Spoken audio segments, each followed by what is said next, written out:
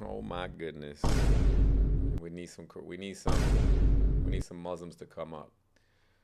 So the Jews were they were creating a test for Muhammad to prove his prophethood. That's actually the full story. So we're talking today about Dual Qarnayn and the sun inside the muddy water story. Turns out that's actually a Jewish test. I bet you guys didn't know that. And how could you know that? Because we just spent 3 hours talking to Muslims about it, and they didn't tell us about that part. I wonder why.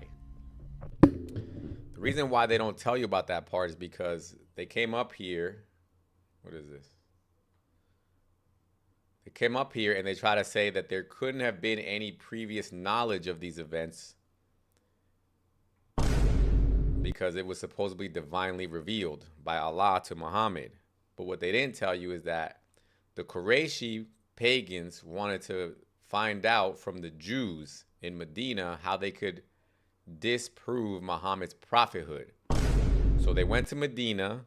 They asked the Jews, hey, can you give us a question that we could ask Muhammad so that we could prove that he's not a real prophet? And the Jews literally said, test him on the knowledge about Dual Qarnayn. And then Muhammad gives all these details about, going to the place where the sun sets, to where it rises, to finding the people behind the mountains and Gog and Magog, to prove his prophethood to the Jewish test, to the Jewish question. But what does this show you? This shows you that the Jews had previous knowledge of this and that they expected that a prophet should also know these things. Okay? So now I want to know, why is it that when we just spent 3 hours talking to Muslims for the past 3 hours an hour ago, they didn't mention this? That's what we want to know right now. But let me see. I'm going to set up my YouTube stream while we wait for Muslims to come up. So we're looking for Muslims, especially if we were speaking to you an hour ago. How come you didn't tell us this was a Jewish test? That's what we want to know, guys.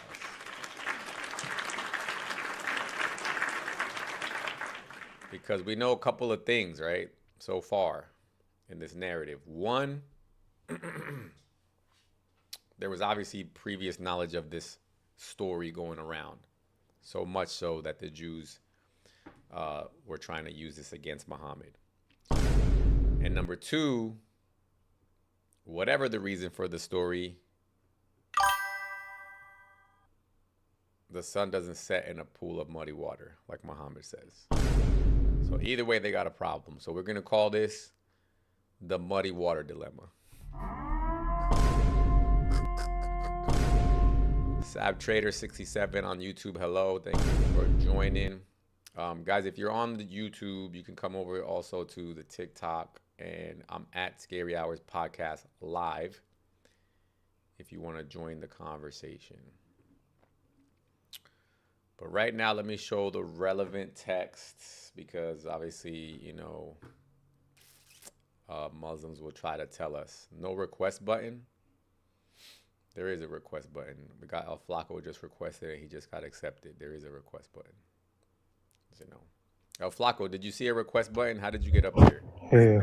Hey, what's going on? What's up, El Flaco? You saw a request button, right? You checked me in. Yeah, so some people are saying they can't see the request button, but obviously you. I think you're talking about the Zoro Qarnayn. We are, but okay, never mind. No, because there was a guy in the comments saying there's no request button. But go ahead, Zeno. Go ahead. Go ahead, Flaco. Yeah, no, it's just different for every person. Okay, you're good. All right, guys, talk to us. Hey, so you believe that this is saying that the sun is, like, the Quran is asserting that the sun actually sets in the muddy water? Yeah. And this is literal, not analogical predication? Correct. So why does every single scholar go against that? Because they want to believe that Allah is a real God, obviously.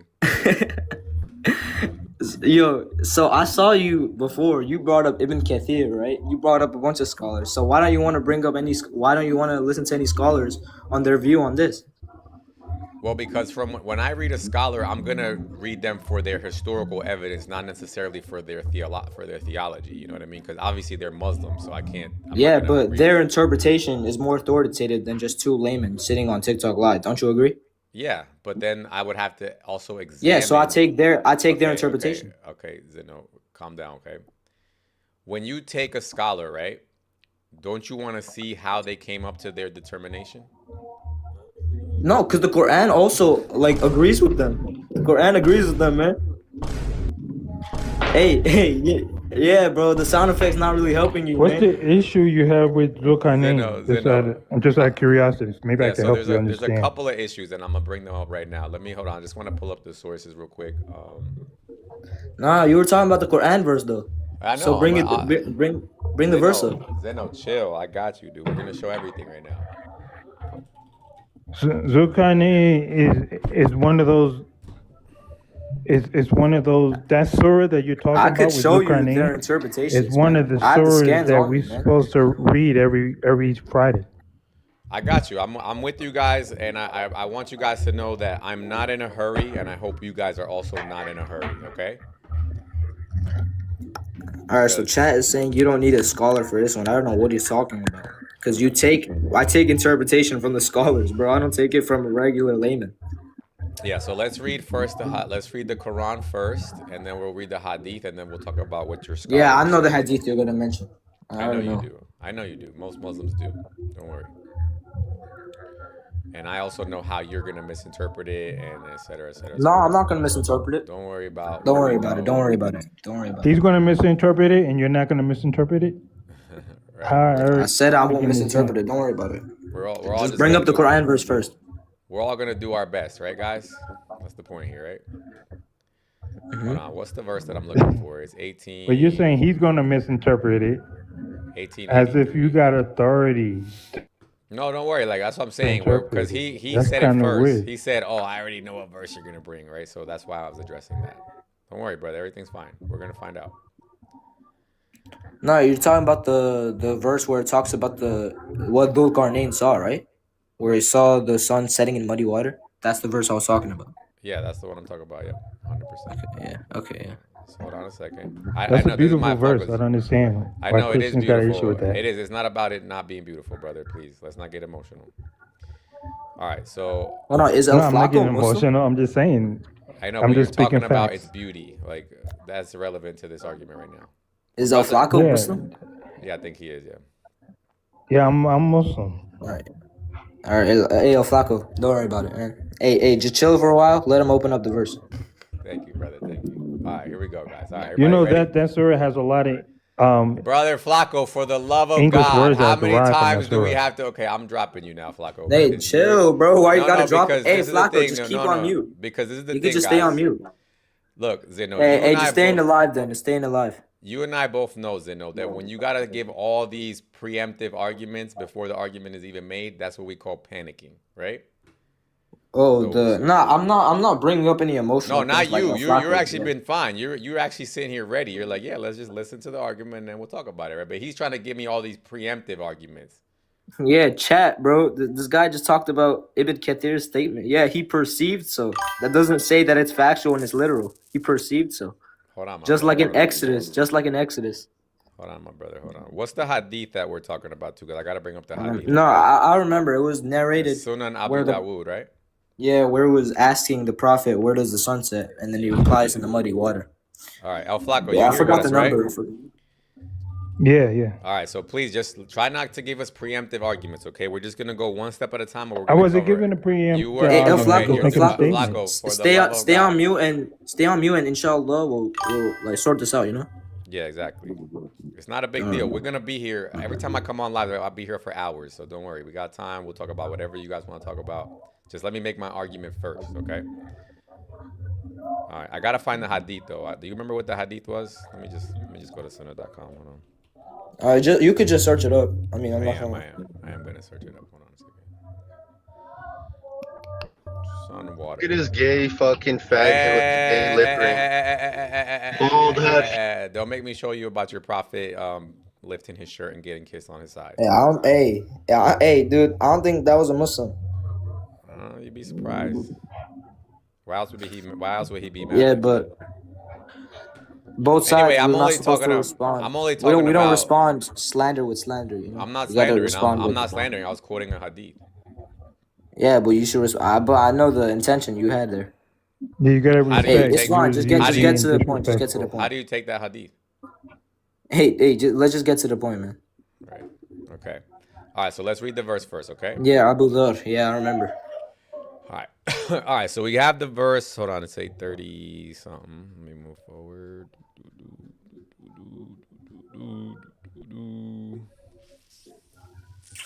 And this is my fault. I'm usually much more prepared, but I just came up here on a whim suddenly. Yeah, no, that's fine. Let me just go there real quick. It was 8:36, right? I don't know. I just remember it was in Surah Al-Kahf. Pull it up.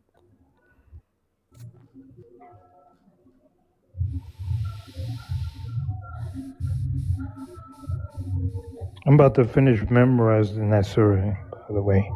I memorized Hey, the whole thing. I mashallah. memorized half. Yeah, it's good for you, El It's Flaco. not Yeah, 36. Hey, but El beautiful Flaco, surah. El A lot of Flaco, I English recommend words. you shouldn't really come to like apologetics lives because most of the time they just like talk about things that you might not be knowledgeable in. So like, I recommend you should like What do you maybe mean? refrain from sometimes just talking in lives like this. Like I only came up here because I already know what this guy was talking about. No, I'm very knowledgeable. Like I'm normally very we're not even normally we don't really even engage with stuff like this. But knowledgeable. yeah, but it's fine. All right, I'm it's very 83. knowledgeable. It's 83. Let me go there. Hold on a second. 83.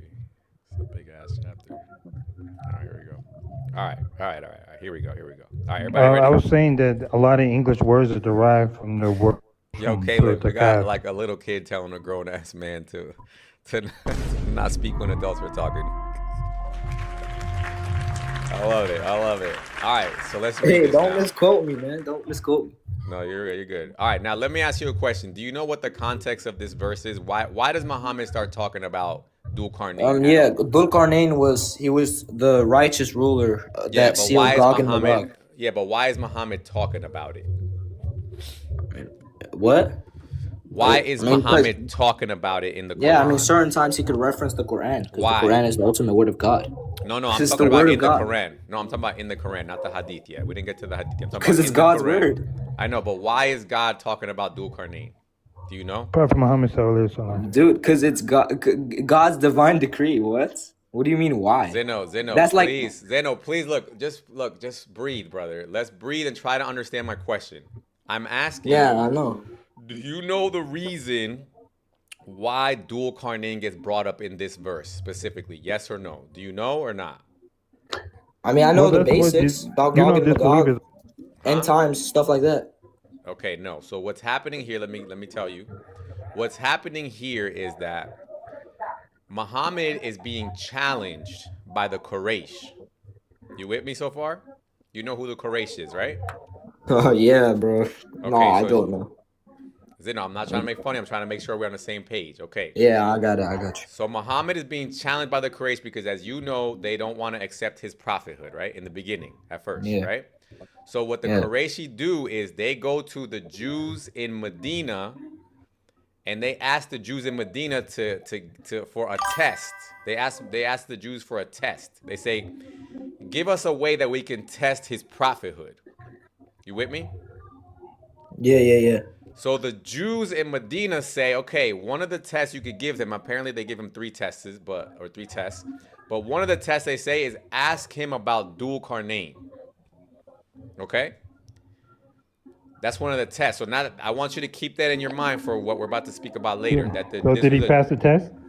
Supposedly, according to the Islamic narrative, he's passed the test. But I want you to just Yeah, remember, because right? that's why I'm Muslim. Because he must have Wait, passed is the this test. is that like the significance That's why of billions whether of people he are passed the Muslim test or today. not? Or Because he is passed this the like test. a Guys, hold on. Flacco, what are you saying? I'm saying that the reason why there are billions of Muslims or a billion Okay, Flacco. Yes, no, is that's not what because I'm. he passed the I'm not. test. I'm not The talking reason why we're about. No, talking no, no. about him right No, now. no, no, Flacco. What I want you to understand is this.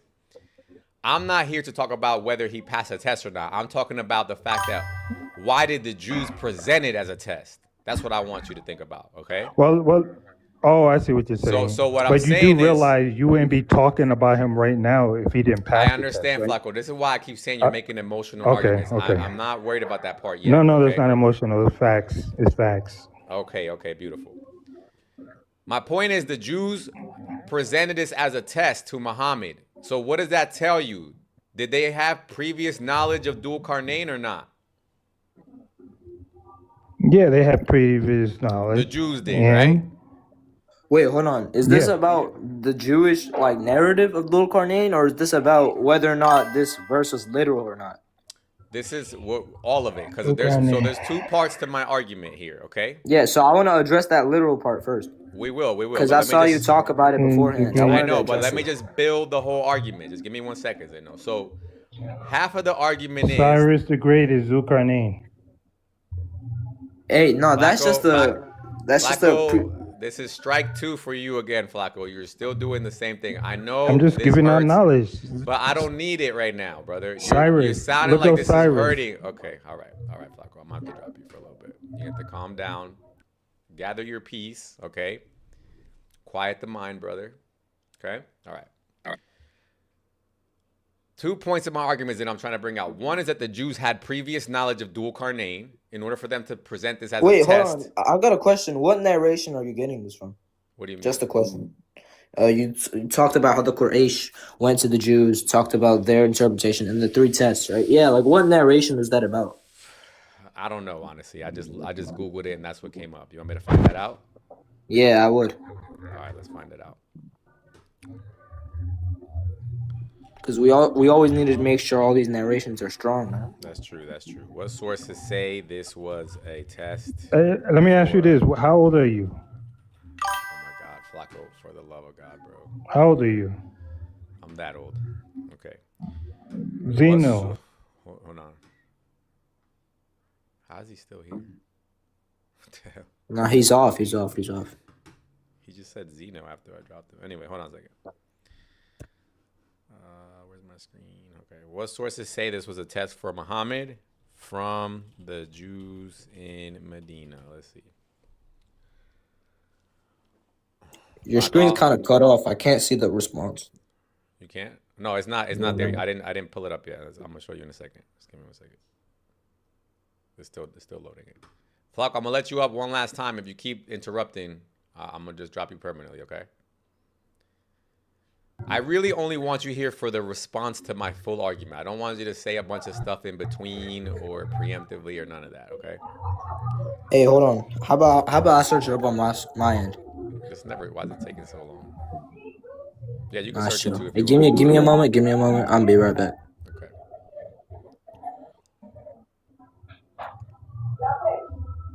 And striving, this is not Chat GPT, first of all, okay? This is Grok. Big motherfucking Grok in the building.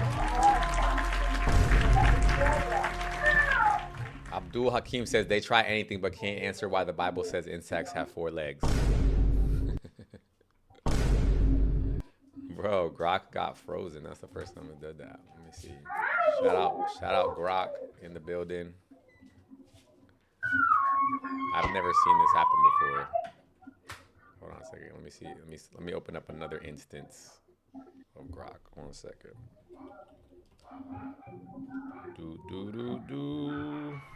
What sources say the story of how do you spell Dhul Qarnayn? I don't know how to spell that.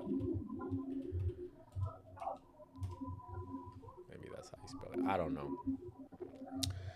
Grok is still AI. Yes, it is, brother. But don't worry, alhamdulillah, we're only using AI because you guys hide your sources in Arabic, brother. So please, bear with us. Bear with us for you guys being sneaky and hiding everything behind Arabic books. Okay? But don't worry, we'll find the sources according to Grok, and then we'll search them to you. We'll give them to you, whatever they are, and then you could tell us if we're wrong, okay? All right, so it says here traditional Islamic sources, tafsir and Hey, sirah. yo, I found it. I found it. Yeah, Okay, I got it. according I to our got it. shayukh, it's weak. It's weak. All It right, is. all It's right. it's weak Zeno, according to. shh. Zeno, shh. Be quiet. Quiet, be quiet. Preemptive laughing is not going to help you here, okay? So it says here, Tafsir Ibn Kathir, Marif al-Quran, and others cite Asbab al-Nuzul, saying the Jews of Medina advised the Quraysh to test Muhammad with 3 questions. People of the cave, Dul Qarnayn, and the soul. Wow, this is really interesting. Because people of the cave is also from a Christian narrative. Yeah, it's a Wow. weak narration. This is a weak That's narration by very, Imam al-Tabari. very Yeah, interesting. it's saying that there's unknown narrators. Zeno, stop laughing preemptively. You're not even really No, making wait, sense. but it's not a strong. So I don't have to listen to your I argument. know, 'cause it's I know not you strong. don't. But pause. Let me ask you, what's weak in what I'm saying here? Please repeat. No, you know how we grade hadith? We grade them by the chain of narration and the text. I haven't pulled up a single hadith yet, brother. So I don't No, know. yeah, I know, but the Okay. narrations you were talking about, yeah, our What scholars say that narrations? there are Please. unknown What? narrators. Okay. Which narrators? Well, Of yeah, what? it's in certain biographies, and it's Come back to the app, Zeno. yeah, it's hold on, let me just find the exact name. Yeah, it's recorded in the narrative of What's Imam recorded, Tabari's. Zeno? What is recorded? What? Yeah, this exact narration you're No, talking about. I'm not reading any narrations. So please Yeah, I tell know, me but what. Okay. the narration, All right, Zeno. the narrative. All right. You need 2 seconds. Go ahead and collect your thoughts. I'm asking you when you say the narrative. I haven't given you a narrative yet. So please tell me what you're talking about.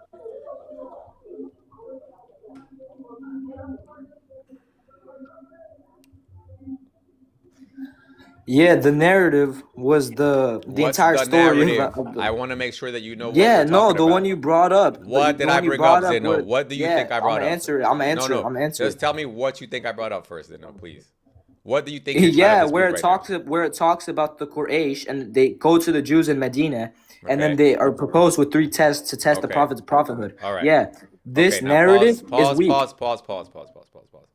So when you're saying this narrative is weak, right? What you're saying is that then I should be able to find this in a weak hadith, right? What? A narrative is the hadith. It's a weak narration. Yeah. Oh my God, Zeno.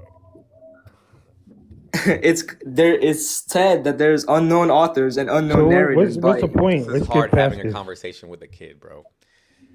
Zeno, like I'm gonna need, like, please. I know that I know that this is like your moment that you're like, I'm gonna prove somebody wrong. Okay, but just please, brother, put No, that I'm aside. not. Okay, but just put that aside, all right? Let's just make believe me and you are both trying to find out the truth, okay? Yeah, I know. Okay, this is not like, don't look at this like you're gonna win and I'm gonna lose or other way around, okay? Yeah, all right. Okay, so what I'm reading here is that this is saying that the tafsir is saying this. I'm not seeing that this is quoting a hadith. So Yeah, you're that's why I saying- said it was in the tafsir of Imam Tabari. Yeah, the tafsirs contain narrations, bro. You know that? Tafsirs contain the narrations. Or they contain certain narratives from biographies, etc., etc. Okay, now listen to what I'm saying to you. I'm gonna try to say it again, okay? This is saying that this is in the tafsir of Ibn Kathir, the tafsir of Marif al-Quran, and others, okay? I know, I just said that. Okay. I'm not disagreeing with you. So what's your point? I'm trying to get to what's the point? Imam Albani classified it as weak. You know Albani? No. What's his point? I'm talking about the. So what chapter I'm we reading talked. here is what it looks like to me, Zeno, is that for whatever reason, Yeah. Ibn Kathir and Marif al-Quran agree on this narrative, right? We don't classify them to be infallible, bro. Ibn Kathir has certain weak narrations, and scholars have scrutinized them for it, so it's fine. There's no problem. We don't deny Ibn Kathir's Okay, but what's scholarship. the point though? Let's say it's Imam it's a Imam strong Albani narrative. This is classified why it I as can What's the never point? finish a conversation with a Muslim. Okay, well let's just get on. Let's get past If it's it. weak, so what? What is your Well, what's the argument? point? If it's weak, Zeno, do you even know what Ibn Kathir is quoting to come up to his conclusion? Bro, I already know Ibn Kathir can sometimes quote some narrations. I know what you think about him, but what I'm saying is like you're making it sound as if you're like, bro, this is weak. Obviously, it's trash. But Because it like, is don't weak. okay, It's but don't you think that a scholar like Ibn Kathir, you don't think he could also come to that conclusion? yeah, some scholars. Ibn Kathir has brought up weak narrations in the past. Scholars, this is knowledge, bro. This is no. Everybody knows this. I can't. Okay, I can't. I'm sorry. Mr. So Zeno, I'm my sorry. question I to you can't. is, I'm Kafir sorry, host. Zeno. I can't have this conversation with you. I do apologize. wait, what's the argument Is if there it's any weak? adult Muslims that would like to come up and have this conversation? I Hey, can't do bro. this Hey, with I Zeno. guess He's I too. guess that Yeah, you're why are you He's implying too being held ignoring me? by hyper. a No, kid, Zeno. bro. It's Go, just that go ahead. unfortunately, young people don't understand nuance. That's the All right, problem. so then refute me. So I already did. Like the fact that you're just How? gonna say that you're just way more intelligent than a scholar, that should just tell you The everything you need to scholars know. are saying it's weak, bro. Okay. Not But me. why are Just you please, Zeno, choosing to please. argue with a kid, Can we though? please? That's what I'm I'm trying to say, no. Mr. Kafir. I'm trying to stop it at this point because I thought he was a little bit more mature, but obviously not. So Flacco, do you understand what I'm saying and what he's saying? And can you reiterate both of our Yeah, arguments? but let's get past that. What's the point? Okay. The point is that Ibn Kathir and Marif al-Quran are citing this narrative. And I'm pretty sure Okay. they know how hadith grading system works. Okay, but let's get past that. What's the point, though? We can't get past that. We have to understand that part first because either this is like we should take it or we shouldn't take it. You get what I'm saying? Let's take it. Let's take it. What's the point? Well, no, I don't want to take it now because this kid just threw a whole wrench in the you know what I'm saying? Like I That's need to because know you now. arguing with a kid. Why are you arguing with a kid? But you are you agree with him or not? Ooh, what do you mean? You said you have the narrative. Let's take the narrative. I'm just gonna have to look up where Ibn Kathir gets this from. Let's look it up now, I guess. Hold on a second. Okay, Well, 1882. What? Well, why are you looking that up? You know, Okay, so here he goes. So Cyrus I mean, is- look at Cyrus this the verse. Great, Look at Allahu this. Look Alam. at this. Hold on. Look at this verse, right? So it says here, and they ask you, O Muhammad, about Dhul Qarnayn. Uh-oh. Who's asking him about Dhul Qarnayn? The Jews. You already said that. But this is a weak hadith. There's no way the Jews could have been asking him that. Hold on. Yeah, me but we go- got past that. We got past that. Dude, we well, got so past that. wait, Why are we did you still going know? back Hold to on. Did you know something that I didn't know or that he didn't know? Because it sounds like you're trying to move past this real fast for some reason. that? No, I'm just saying why we. I don't want to argue whether it's strong or weak. I don't want to argue with that. No, but the reason Let's why get I'm trying past- to let's give get you to a the I'm point, trying to give though. you a chance to kind of disregard this part of the argument because this is gonna really hurt your argument later. Okay, well, I accept it. I accept the hadith. You Go accept ahead. it? Okay, so this is where we are right now. So any Yeah. Muslims, this is where we are right now. Anybody want to come up and say? Because I'm still thinking that what I was saying in the beginning that the Jews were asking him this because here in the verse, and I didn't even know this part, but I'm reading it Yeah, now. it was the Jews that was asking them. Yeah, and it Yeah, says, yeah. and they ask you, O Muhammad, about Dhul Qarnayn. So somebody was asking him. And in order for them It was to the Jews, ask yeah. him, right, in order for them to ask him, they would have had to have prior knowledge about him, right? Yeah, they had prior knowledge, Okay. just like the people of the cave. We already know that they had prior knowledge. All right, cool. All right, have you ever read the story of Dhul Qarnayn? Yeah, I'm Muslim. I read the Quran. Yeah, so All right. No, but I mean where the legend comes from, where the Quran copies it from. That's what I'm talking about. I only read. God can't copy himself. So God if can't God copy reveals himself. something early, He can reveal it again. It's not copying. That's like me Okay. writing a book and writing part two. Okay. I mean, I can't plagiarize myself. I agree with you on that. The reason why I'm bringing this up is because it looks like to me like Muhammad is just telling a story that was already floating around, and that would kind of put a dent in the narrative that it was supposedly divine inspiration. Yeah, but you're supposed to look at it like that. That's why you're a kafir, and I'm a Muslim. That's why I'm okay, brother. But do you have a valid response?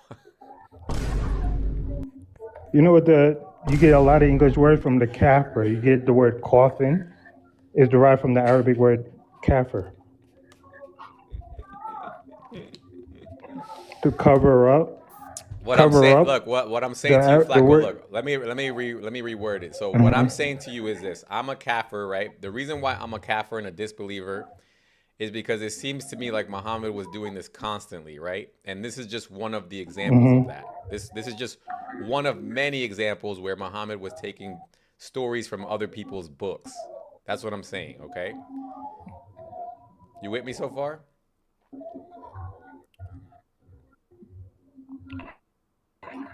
And the problem that I Yeah, and have you know a here, lot about Muhammad. Way more than you know about Jesus.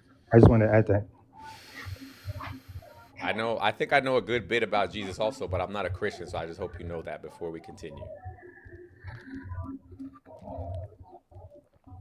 You with me? Well, okay. All right, so let's read. I want to first read to Yeah, I you. hear you. So I want to first read to you the Syriac Alexander legend. Is that okay? Yeah, but what does it have to do with the point, though? Because I'm going to show you how. We already established that there were stories out there already before that. Okay, so you grant then that this is potentially copied and there's no evidence to say that it wasn't copied.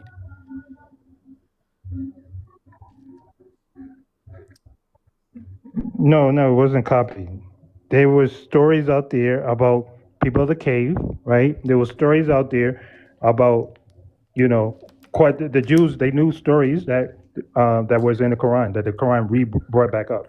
So that's nothing, nothing wrong with that. I don't Hold see on, let me anything wrong with address one of that. your friends in the chat. Abdul, I see you typing a lot in the comment section about stuff that's not even related to the topic. So, would you please come up and talk to us about this topic? I almost want to, and I don't know. I almost want to invite Zeno back up too because we just disproved his argument too. Zeno, Re, hold on, hold on, Read hold on. Cyrus the Great. Zeno, did you read Yo, the? Cyrus hey, the Great host, is Zeno, why Luke are you wait, wait. still Chinese. No, arguing Zeno, for them, Zeno, bro? shh, shh, shh. Zeno, did you read this For verse right here? everybody who want to know. Yeah, what's up? What does it say? And they ask you about Dhul Qarnayn, say, I will Mm-hmm. recite to you about the report. Yeah, because Dhul Qarnayn was known to the Muslim people. What? So was it a weak hadith or no?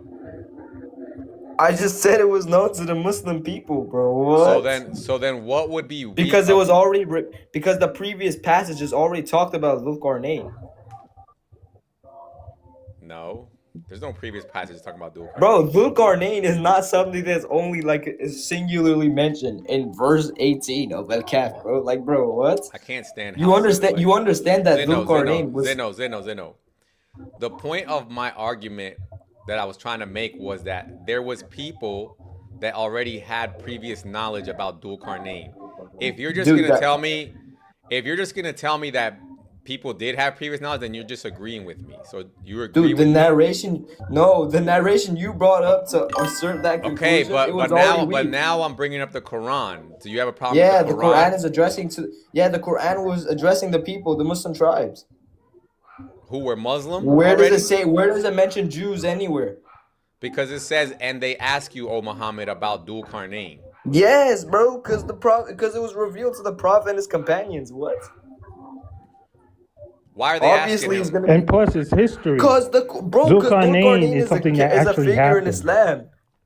It's a history figure that even the Who's dual disbelievers and the Qarnayn? Kafirs would have Who's known. Yeah, yeah. Who's Dhul Qarnayn? I got you. Yeah, Dhul Qarnayn. We don't have a definitive answer. It's simply someone all we know about is that it was a righteous ruler, and that he accepted it from Abraham. Cyrus the Great, he's Hold the on, hold on, hold closest on. You think it's one funny, right? You that think it's fits funny, right? Zulkarnain.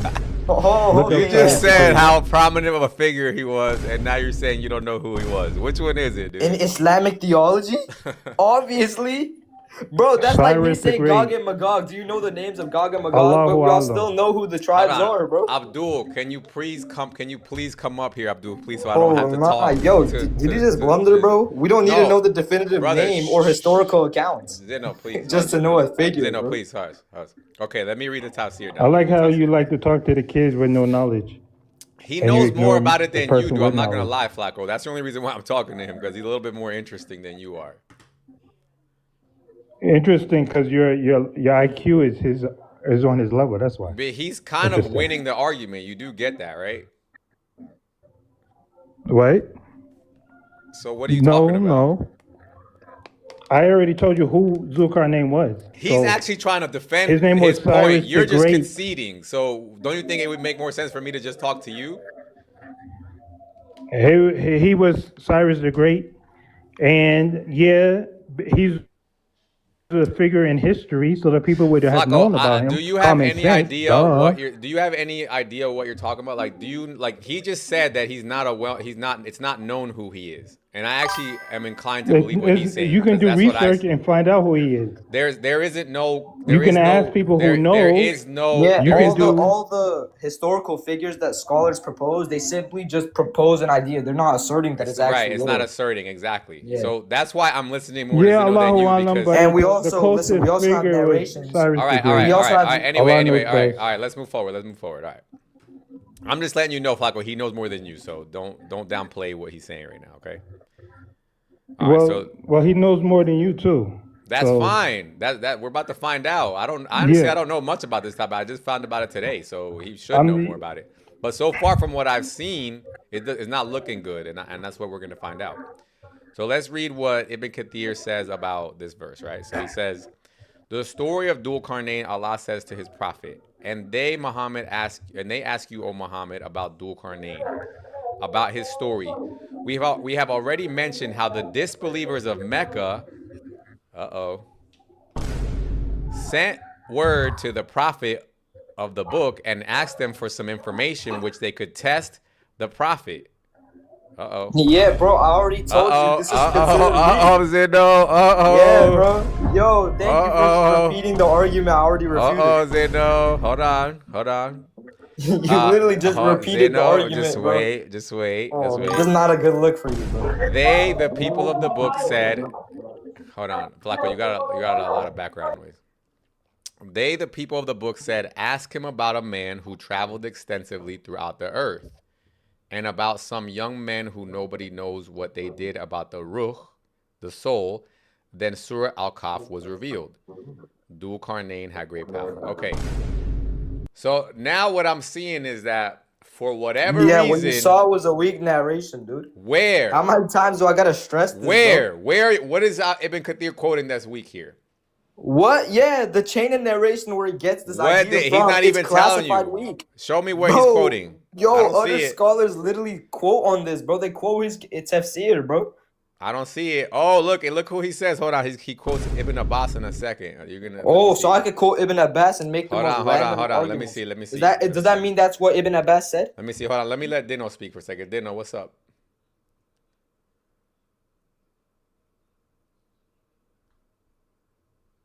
Dino, you're off the app. I can't hear you. your show is trash. Oh, You look for little kids okay. to argue. Right. Okay. Go cry somewhere else, dude. Zeno, am I being fair to you right now, or am I taking advantage Dude, of I'm not something? gonna lie. Like, I respect. Obviously, I know you might not really like be into this apologetic stuff, but like, I don't know why he's so against me, bro. Like, I've been talking about this more than he has. Everything you're saying is actually what I would say if I was a Muslim. If I was a Muslim, I would say the same thing you are. I'd be like, yo, check the hadith, make sure it's strong sword, all that.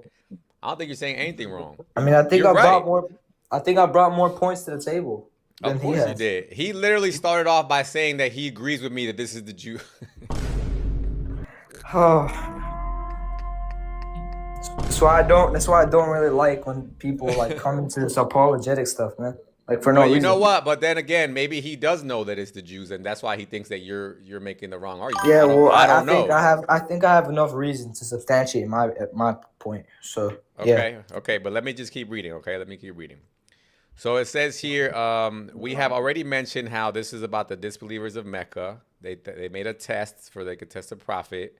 The people of the book said, ask him about a man who traveled extensively, and blah blah blah, Dhul Qarnayn, right? Then it says, Yeah, I know. Ibn Kathir I talks about this. know. I'm gonna keep going. Verily, we established him. Yeah, and I don't know what happened to the other guy who came up. He just dropped himself. But anyway, verily, we established him on the earth means we have given him great power, so that he had all that kings could have of might. So far, I'm not seeing where Ibn Kathir is quoting what his source is for this. Dude, you know that every single idea that Ibn Kathir proposes, where he talks about narrated by Ibn Abbas, it's obviously talking about narration. He isn't just pulling this out of his butt. Like you know what I'm talking about, right? He's No, not making I anything know, of but this I'm up. saying he's not saying anything where I could go find the source. That's what I'm saying. Yeah, I know. That's why we look at what the scholars talk about this. You Well, agree? he is a scholar, though. Yeah, I know he's a scholar, but we also know that he's not infallible. We can have scholars I disagree told with no, certain things. I don't have a problem with that. But the thing about it, especially with this argument, Zeno, is now we're not even arguing about the most important part of my argument. I don't care if it No, was the but Jew. Look, when hold you on, hold said on, hold on. I don't care who asked Muhammad about this. All I know is that somebody asked him about it. yeah, and you're And saying and and that if they asked Muhammad about it, that means they had to have prior knowledge. yeah, I know. That's why you talked about that's half your argument, and the other half was how it was literal or not. But yeah, Right. I get that. I'm saying that one of your main points is presupposing that these narrations that talk about this is strong. Yeah, No. that's what your argument stands No, on. no, But Zeno, no. that's what I'm telling you. It doesn't No. work because it's not strong. No, but you're only picking out, and I'm gonna need you to really grasp this, okay? You're only picking out the weakness. I hope that I'm specifically saying it's the Jews who asked him. You're right. I don't know who asked him. I don't know if it No, was I'm the not Jews. arguing that it's not strong about the Jews specifically. I'm saying that Okay, so this let me do it. these So do me a favor. ideas. Okay, okay, boom, boom, boom. Do me a favor than this then. So you're saying that what your scholars, when they say it's a weak narration, they're talking about the whole fact that anybody asked him anything, right? Yeah, Okay. no, like that's what the evidence we have, and the scholars are saying that we deny this type, and that's the main argument here. That's what I'm trying to say. I'm not trying to argue if it's specifically I didn't Jews or understand not. what you said. Can you repeat that? Yeah, so I'm just saying that the main point, like we look at the entirety of the hadith, right? The entirety of the hadith is rejected, okay, What by our hadith? scholars. There is no hadith Dude, yet, Zeno. That's like you're trying hadith to tell literally me. just means a narration, okay? Okay, So what the narration are narration, what the narration are very we denying? narration Ibn Okay, fine, Kathir fine. brings up. We don't know which narration is being supposedly quoted as weak, right? That's where I'm at right now, right? Dude, it literally says in Ibn Kathir it was narrated by Ibn Abbas. You pointed that out, didn't you?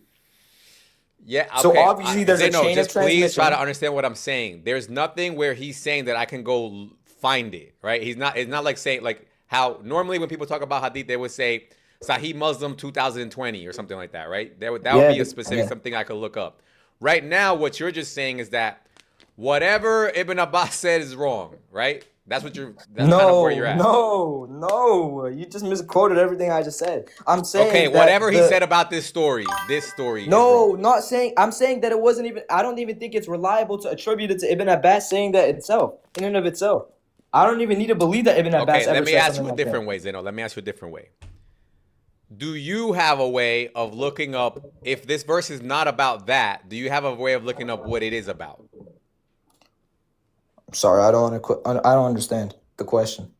Okay, so I'm trying to make the argument that somebody that's like you said, some scholars said that they had a weak narration about this being about the Jews asking Muhammad this question as a test. Yeah, I right? was talking about your narration you brought specifically, the Jews, the three things. I know you don't know a specific narration in Sunnah.com or anything, but like the specific idea of the Jews asking like three tests of the Quraysh to test the Prophet's prophethood. Yeah, all I said is that the scholars they classify that as weak, and they don't see it as actually being related to the very narrators you brought up. We don't think that's I'm actually okay. strong. So I'm asking you now if that narration is weak, which would be a possible explanation for this verse. Then do they give you a alternative explanation? What? Hey, I'm not really knowledgeable on that, so I Well, don't so really I'm know. saying, can you look that up in the same way that you looked this up already? Yeah, I can, but it'll take a moment because you need to like look at everything. You No, can't take just your look at time one because what I'll specific. do is I'll read the rest of this house here while you're doing Hey, that. how about hold on? How about you drop me? Maybe I'll come back. You know? Why? Well, Well, I because mean, why you would could I? go, Because but yeah, nah, don't worry. I'll come back. I'm not trying to like say I'm okay, running, dude. I'll come okay, no, you're back. good. I do want to hear it though. I, I do want to I, I hear it, just but I'm want gonna to look take it my up. time. I don't really want to get Okay, take your like time. yeah. Take your time. Right. In the meantime, I'm going to continue with what I think is going on because it literally says they ask you, "O Muhammad," right? And normally, when you see the context of verses like this, is the people are testing Muhammad's prophethood. All right, let's keep reading. So, Arab and non-Arab served him. Some of them said that he was called Dul Qarnayn and the one with two horns. This is clearly talking about Alexander the Great, because he reached the two horns of the sun, east and west, where it rises and where it sets. And we gave him this means of everything. Ibn Abbas, Mujahid, Sa'id bin Jubair, Ikrimah, and Al-Sudi, and Qatada, and Adaka, and others said this means the knowledge. Qatada also says da da da da da. Okay, let me see. I want to see if there's any sources. Let me see. Is there no Muslims who know what this story is about? We derive the event happening whether or not the hadith is strong or not.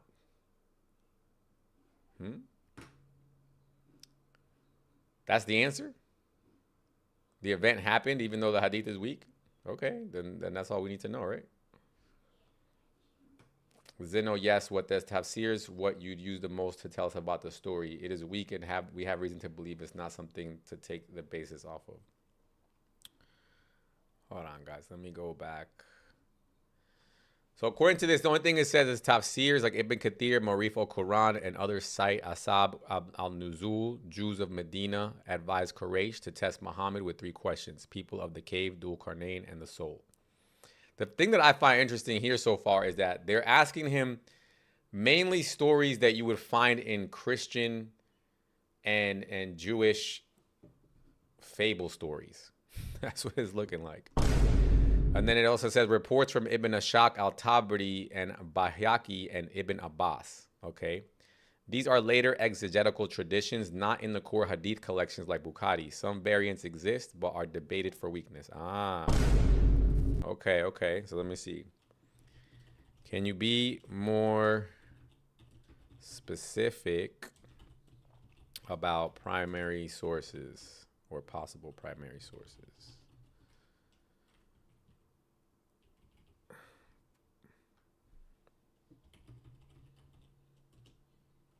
And then I'm going to ask it because we might just have to read a little further back in the Quran, right? Maybe the Quran itself gives us the context for the story. Let me read YouTube real quick while I'm got some people talking in YouTube. Some guy says Islam. He doesn't like Islam. Okay. Andrew says they say this figure traveled all Earth from west to east. Alexander did that? Okay, that is true. The only person who matched this description is King Solomon. Now they're talking about King Solomon. Was there a guy who ruled all the earth in human history? Jesus Christ is king. Muhammad didn't even know who he was talking to in the cave where he had the revelation. It didn't sound to me like he was talking to the angel in the cave. Okay. Anyway, guys, on YouTube, try to give us relevant comments. Okay, we're not here just to make fun of people. All right. Let me see. Let me ask it about the context. Does the Quran itself give any context as to why Muhammad is being asked these questions? Let's not forget the Gog and Magog wall. Exactly. They're trying to leave that part out. Well, what just happened?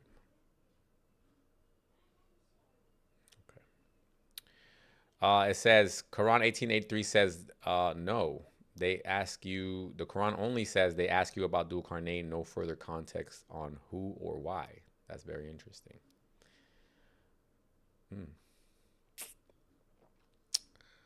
So let me go back a little bit. I'm just gonna read it for myself a little bit previous, because this is really far into the chapter. So let me see. The young boy had parents. This is interesting because it looks like he's giving a bunch of stories. He said, this is where you and I part company, and I will tell you the meaning of the things that you could not bear. As for the ship, it belonged to the poor people walking at the sea. So this is Muhammad giving details of various stories. And as for the boy, his parents were believers. So we intended that their Lord should substitute for them one and better in purity. Let me do this, actually. Let me ask it for relevant hadith. Hold on. Provide any relevant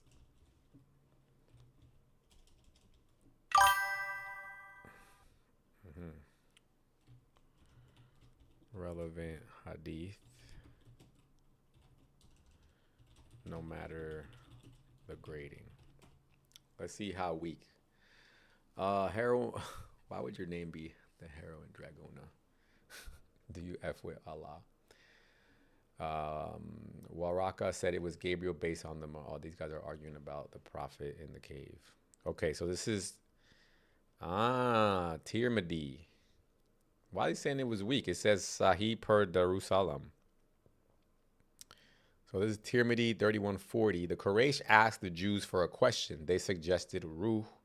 Quraysh asked Prophet, Allah revealed 1785. They asked you about Ruh. The Jews boasted of Torah knowledge. Revealed 18109 on C Inc. This is very interesting. Let me see. What are the reasons for revelation? Let's not forget about blah, blah, blah. All right, let me see if I can find Tirmidhi 3140. See, is that even a thing? Let me see. Tirmidhi, is that even here? Yep, Tirmidhi.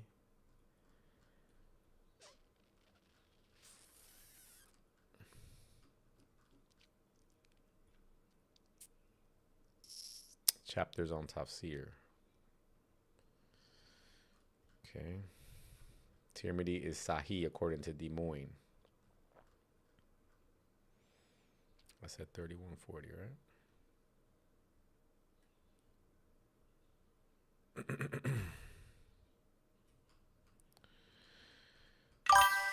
We gotta do all the homework right here. So here it says, narrated Ibn Abbas, the Quraysh said to the Jews, give us something so that we can ask this man about. So he said, ask him about the Ruh. So they asked him about the Ruh. So Allah Most High revealed, they ask you concerning the Ruh. Say, the Ruh is one of the things, the knowledge of which is only with my Lord.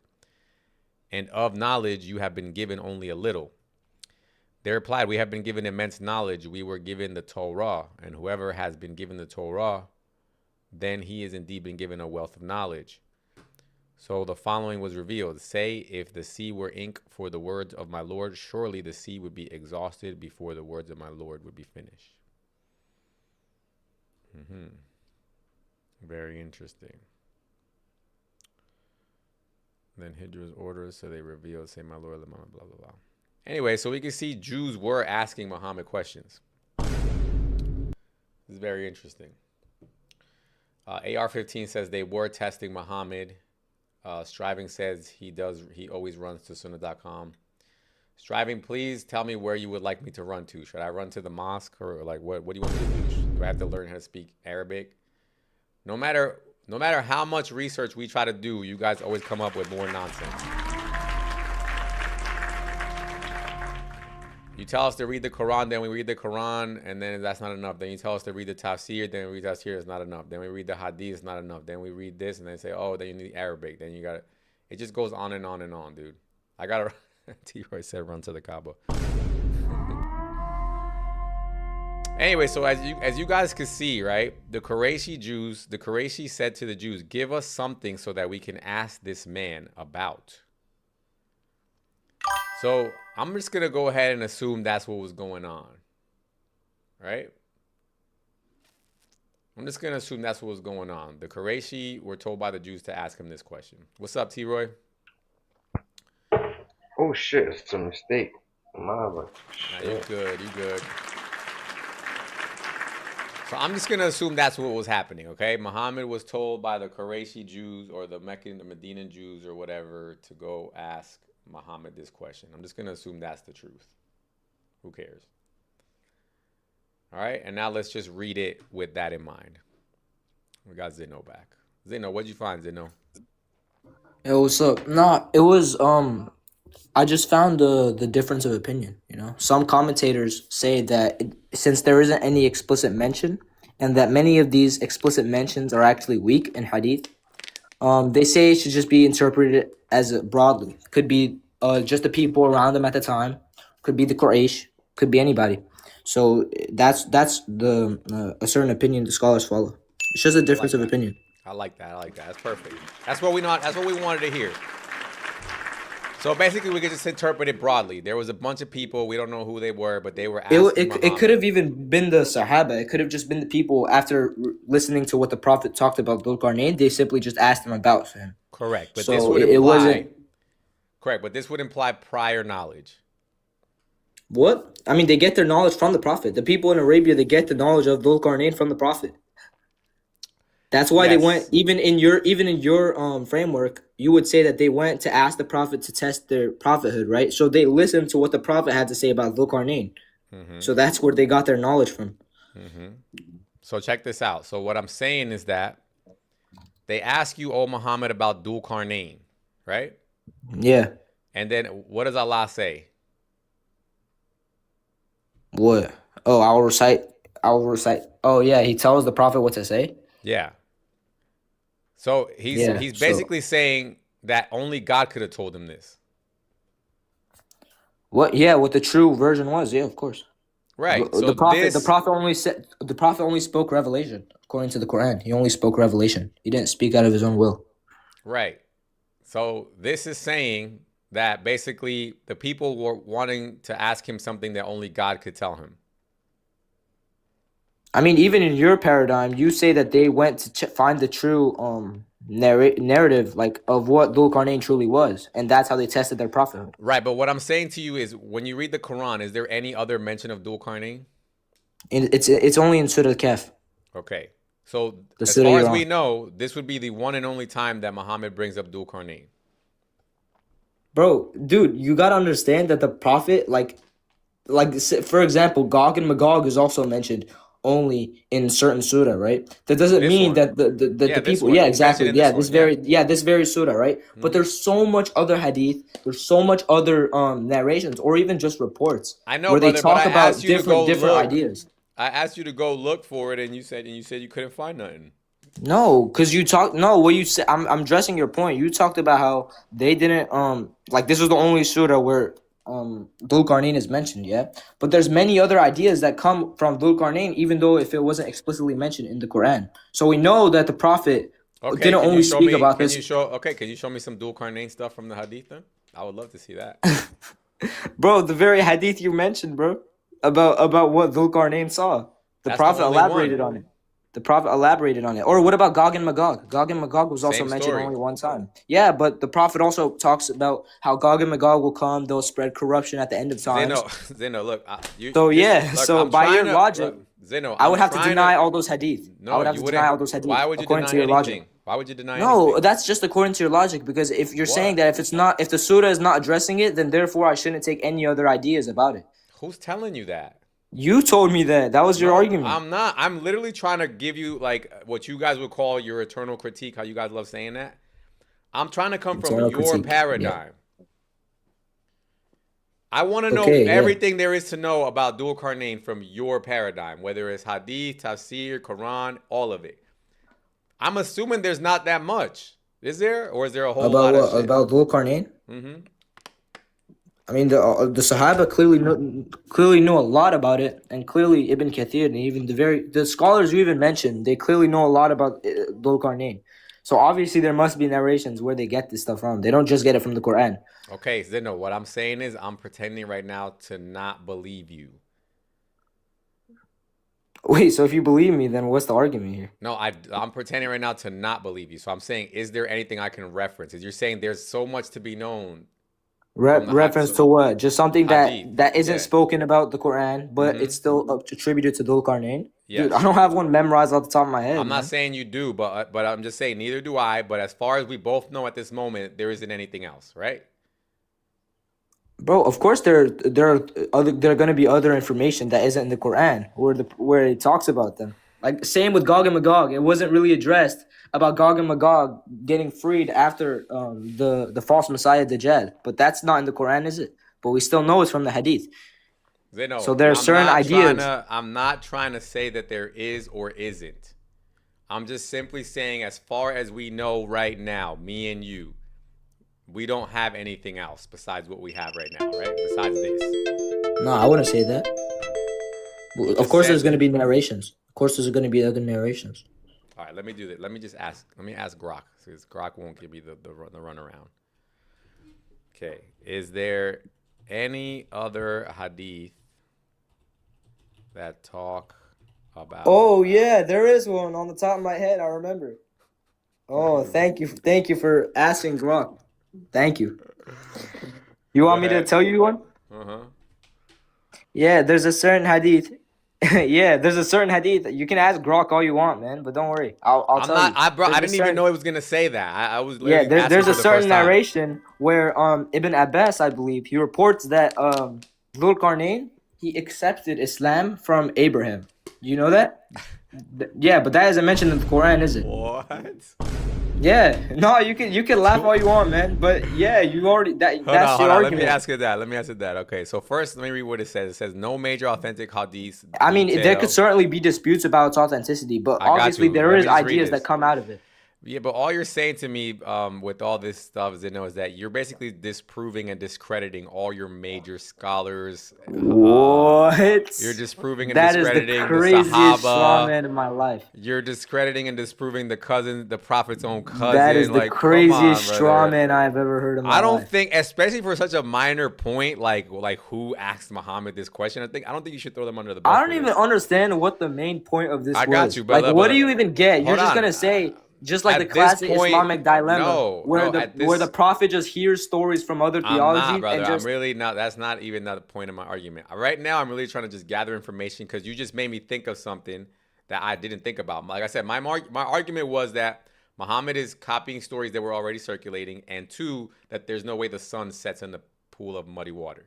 Those are my main arguments. Oh, okay. Can we go and address that? Can we go and address that? Yes, but let me just Sun in the we muddy water. just got two last things. So right now it says first, there's no other major authentic hadiths that talk about Dhul Qarnayn outside the Quran. And then it says minor mentions link him to Gog and Magog barrier. Yeah, it could be so, could be not. You know, like that doesn't really like change my stance. Okay, it the, does change. The hadith that you mentioned, it should change your stance because you said that the Muslims who were around at the time had so much knowledge about Dhul dude. Qarnayn. There's a difference of opinion.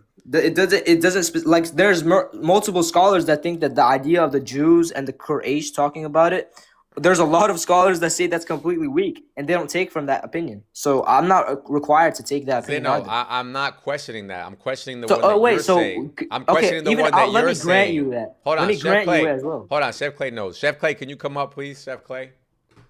I know. Wait, how about I grant you that? What is the argument now? No, is that, brother? I actually want to know. That's what I keep trying to tell you. I'm not debating you. I actually want to know the truth. Like this is not about me trying to prove you wrong. Certain scholars hold to it, certain scholars don't. Hold on, let me. So, ask what's Chef the Clay. argument that would happen if I would say? Zeno, let Chef Clay talk. Chef Clay, what's up?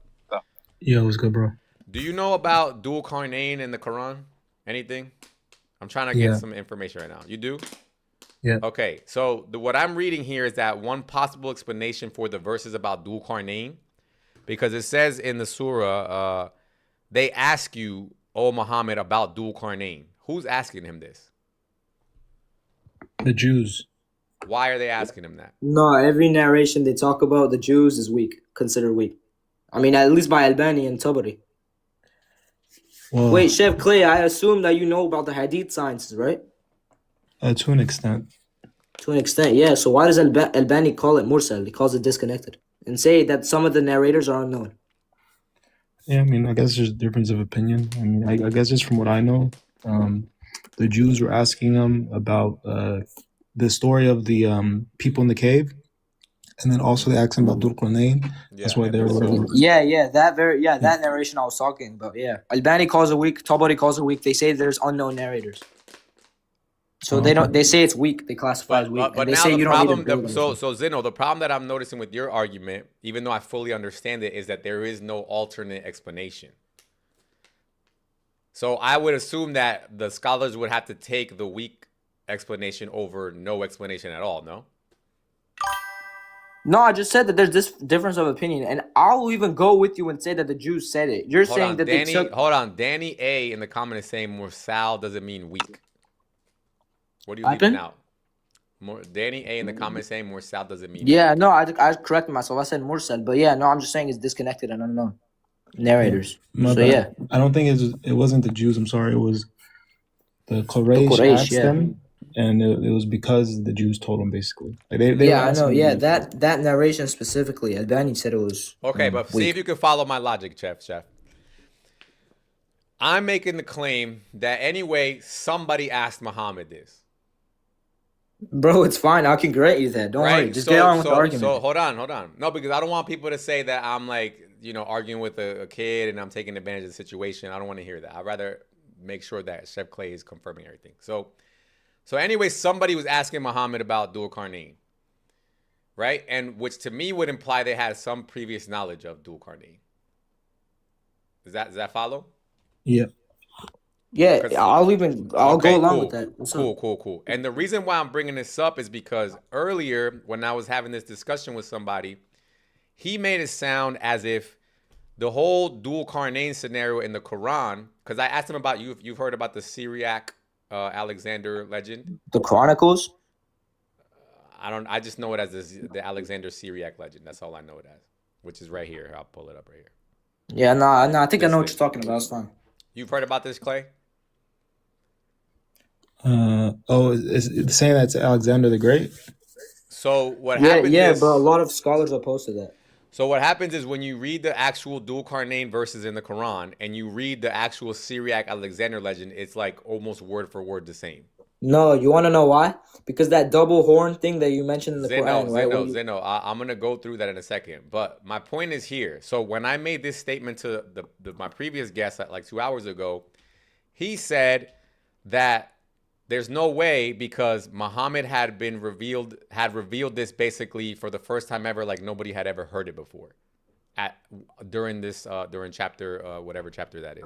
No, dude, I don't have a problem with saying that. But what I'm saying is that here it looks like they did have previous knowledge. Okay, yeah, I'll go along with and this. And that they were simply asking him to test his prophethood. All I was talking about, the only thing I said that was weak was the fact that the whole narration where it talks about the Jews, the Quraysh going to the Jews, where they asked to test the prophethood, the 3 questions they should ask. All I said was that was weak in of itself.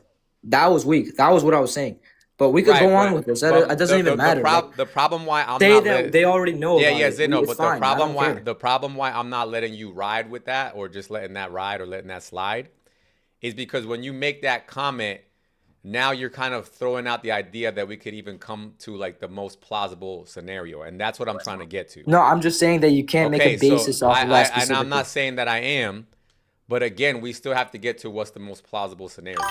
So if I'm hearing you correctly, because again, I don't know the full body of all hadith work, but what I'm hearing is that there is no other story about this besides the one that they're considering possibly weak, which Danny is saying is not even weak. He's saying it's Mursal. Actually, the very hadith, it's actually overlooked by a stronger hadith.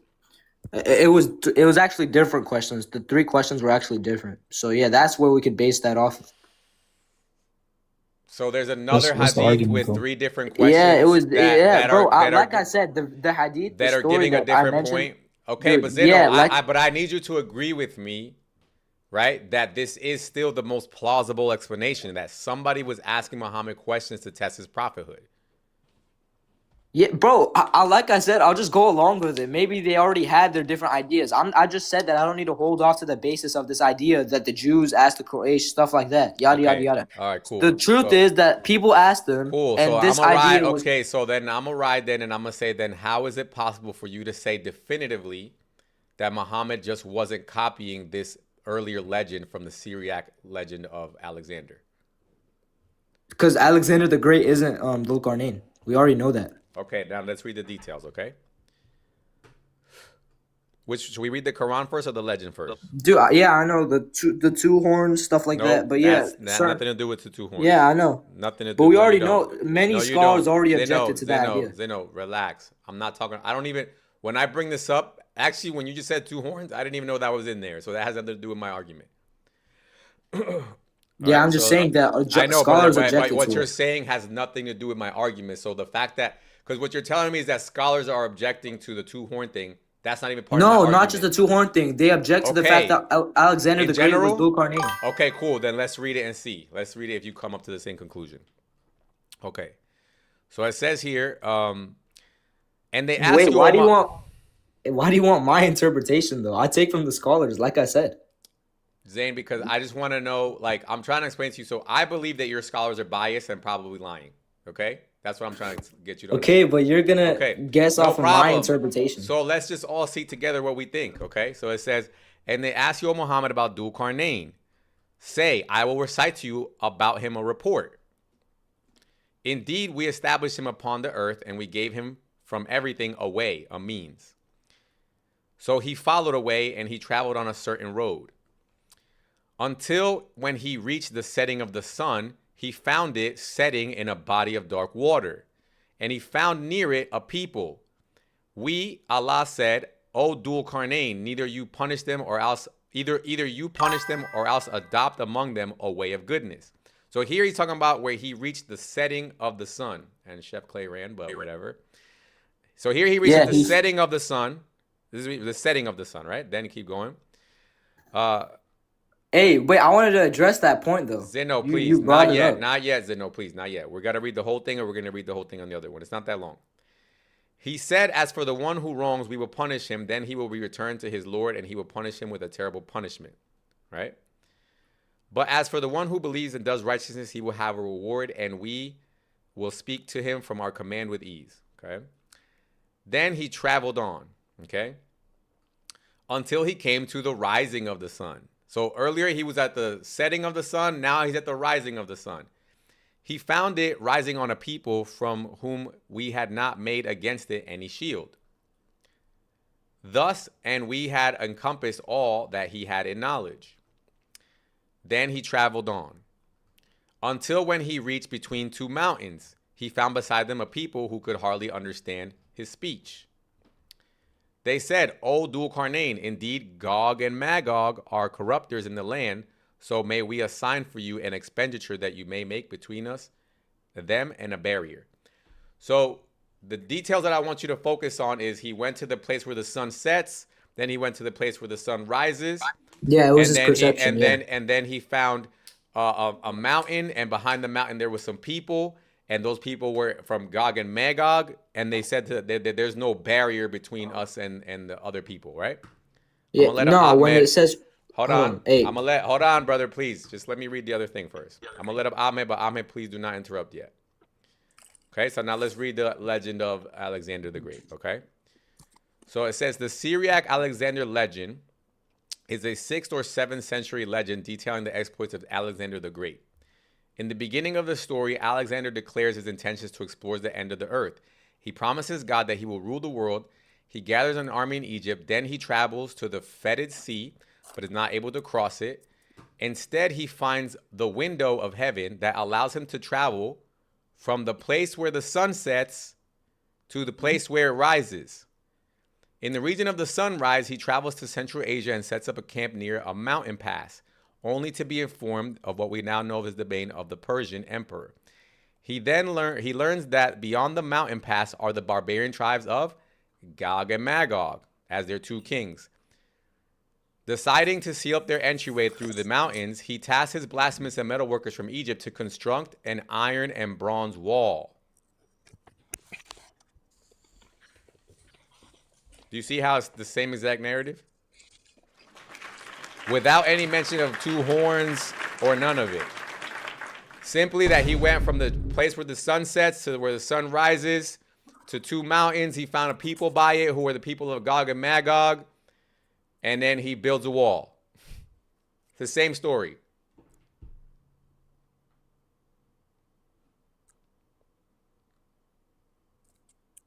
I speak now or speak? Yeah, my Yes. bad. I was off. Go ahead. Let Ahmed talk for a second, Zeno. All right, I got you. Okay, what I'm saying to you, my brother, if it is Alexander the Great or not, that's immaterial. So Allah is speaking from some story in history because he wants to make a point by it, right? The story is not about... No. Oh, here we go. See, this is what I'm talking about. Can you let me express my point, Well, please? but I already disagree with the first statement. All right, that's fine, but let me finish what I'm saying, bro. Why would I let the conversation get convoluted if I disagree with your first point? So in other words, if people are not answering the way you think it should be, then you just don't let them It's answer. not that. It's that you literally make said sense. right. You said Allah is trying to make a point, right? So what point is he I trying said to to make? you, if you stop cutting me off and let me explain it, then we could get someplace. The story is not so much about Dhul Qarnayn, it's about Gog and Magog. All right? Where he is, Dhul Qarnayn, he traveled to 3 different peoples in this sea, right? This sea is black, once again. There's only one sea in the world that's black. It's the Black Sea, right? And then you say mountain pass, but in the Quran it says the Suddain, two barriers, 2 blockages. That is the 2 blockages, the Caucasus Mountains. That's what he's given us, 2 geographical locations to let us know we're in Eastern Europe. So we're dealing with a white Eastern European Caucasian people, and we have to center onto them because they play a big role later on in history. But you won't let me get to that because you want to knock the Quran. This is why God said this story. If it's Alexander, it's fine. If it's not Alexander, it's still fine. The point is not so much Dhul Qarnayn. The point is Gog and Magog, and that's later on in the Quran. If you want to learn that, I can show you that too. And this is why I regret letting you waffle, because this has nothing to do about my points. Hey, well, I'm back, and I wanted to ask something, dude. Hey, something that was funny. Hold on, Zeno. Hold on. Let me address what he just said. So, Ahmed, I don't have a concern about who this actually is in reality. To me, both of these stories are made up. Okay? My only point here is that there existed a story before the Quran that somehow ends up in the Quran. Okay. It wasn't before the Quran. Oh, wait a minute, brother. Wait a minute, brother. There existed a story of Moses and the 10 Commandments that wasn't, in the Quran, but Allah put it in the Quran. Allah can use any part of history that he wants to make his point. Again, it's not about Dhul Qarnayn. It's about Gog and Magog, who are explained even more in another surah of the Quran that maybe you need to take a look at, and then you can understand why. One second, Ahmed. What is? I'm sorry, I don't know your name. Scary hours, but where's the burden of proof? The burden of proof is on you now to prove that this Alexander the Great story existed before the Quran came out. I got you. I can answer that. Zeno, that's Scary hours. Your side, why are you trying to answer him? He's on your side, dude. No, historians date the Quran before this chronicle, bro.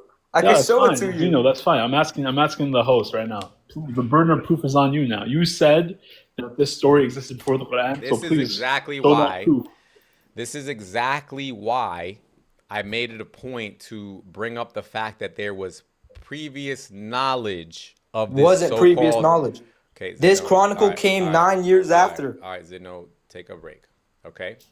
The whole reason why I was reading from this verse where it says, they asked you, O Prophet, about Dhul Qarnayn, is to point out that before Muhammad said anything about Dhul Qarnayn, the people already had enough to ask him a question about Dhul Qarnayn. Yeah, but you realize Muhammad was the last prophet, right? So that means there were hundreds of prophets before him. So, like I just said, was there any knowledge amongst the people about a character named Dhul Qarnayn before Muhammad opened his mouth about Dhul Qarnayn? Thank you. Are you saying that the Quran says there isn't? Me. No. You just said that I needed to prove that there was. The Quran itself proves that there was. But that doesn't mean that Alexander the Great story came before. You specifically read. Brother, let me show you something. Let me show you something. It doesn't make any sense. Let me show you something. How do you date the story of Alexander, the Syriac? Oh, that's like saying. Oh, hold on a second. No, I want to know, where do you get? I'm not saying that you actually do these things. I'm just saying, have you researched this topic of how that paper is dated? Yes or no? No, I haven't. Okay, but that's why. Let me just. Proof is on you. Yeah, sure, of course it is, right? Because you don't know what it is, but you just know I'm wrong, right? That's where we're at, right? I'm not. Let me finish. So I know I'll just save you time. I'll just save you time, brother. I'll just save you time. I'll save you time. I'll tell you exactly how everyone dates it. Forget about me or you. Just in general, how scholars date this piece of paper, okay? So the actual piece of paper is dated to the 17th century, which is way after anybody, way after Muhammad, way after the prophecy, way after Alexander, okay? So what they do is how they date any story is they basically look at the contents and the language that's being used in the book. You get what I'm saying? So using that method, scholars, not me, have dated the book to be half of it, the beginning half to be from before Muhammad and the second half to be after Muhammad. That's where they're at now. So now, Okay, if you again, got you still something haven't showed different, me. if you got something different than that, you would need to show it You now, still haven't shown me. You haven't shown me the physical brother. evidence of Okay, that, here, though. look. What do you want? A picture of the book? Show me what you just stated. Show me where Okay, scholars okay. said I'll that show you. half I'll that show you. book came I'll show before. you. I'll show you. And I just want to finish another point. No, no, please You're don't. Please don't. Please don't. Please don't. Why Please not? don't. Because this is a complicated conversation we're having. So don't muddy it up. Don't put it in a spring of muddy water yet. You made it seem like you said it was a simple conversation. Now it's It's not. complicated. It's not. It's really not. I never said that. All right. You guys try to dismiss it like if it's something simple when it's not. Like when you say it's dated, you don't even know that it gets dated one part in one date and the other part another. You didn't even know that.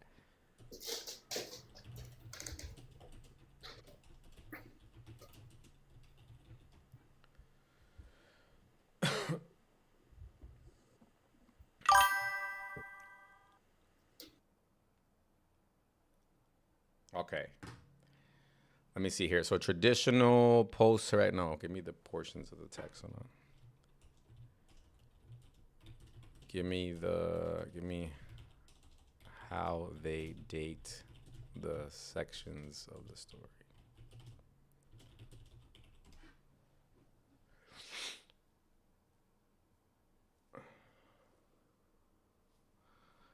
Okay, here we go. So here it says dating via vaticinium ex eventu. So basically, this means that historians usually, if they see a text that has a prophecy in it, because obviously they don't believe in miracles, they would just say that if the prophecy is talking about an event, then that means it was more than likely written a little bit after the event. Does that make sense? Okay, but I don't even listen. You pulling up ChatGPT as a source. Okay, ChatGPT is not a source. all right. I'm gonna drop you now. This is coming from the person who doesn't have a source, who literally just said, "I've never even looked this up," but yet he knows enough to dismiss my sources. Obviously, ChatGPT is not a source, dude. But you pull them up and you can ask it for the sources. So, like, relax yourself. What's up, Destroyer? Bless you, bro. Yes, Volcarnain, bro. Now that's the argument. You're running this. How long have you been running this Just for? today. Just literally today. Oof, oof, oof, oof, oof. I'm learning a lot. My right favorite now. argument. Talk to Yes, us. yes. I have other sources, bro. Okay. So What far do I'm you need? seeing You we need the got parallels.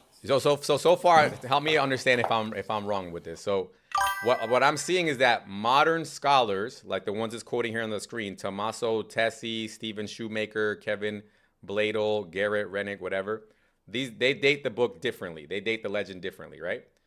And my understanding is that modern scholars date it further back, right? Yes, it was dated at first 610 to 640. Then it was pushed back to 520 to 560. Okay. So do Yeah. you want to show anything for them to see that what we're talking about? I have the entire argument laid out. Yeah, Okay. I have Run it. four sources if they want. Run it. All right. Do you have Discord? I can send you the sources and then you pull it up on your screen if you want to. Yeah, I could. All right.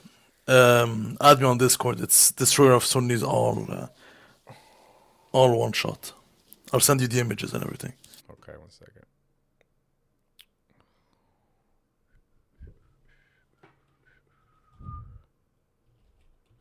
And any Muslims who were disagreeing, why aren't you guys requesting up now that we have the person who's going to show you all the sources?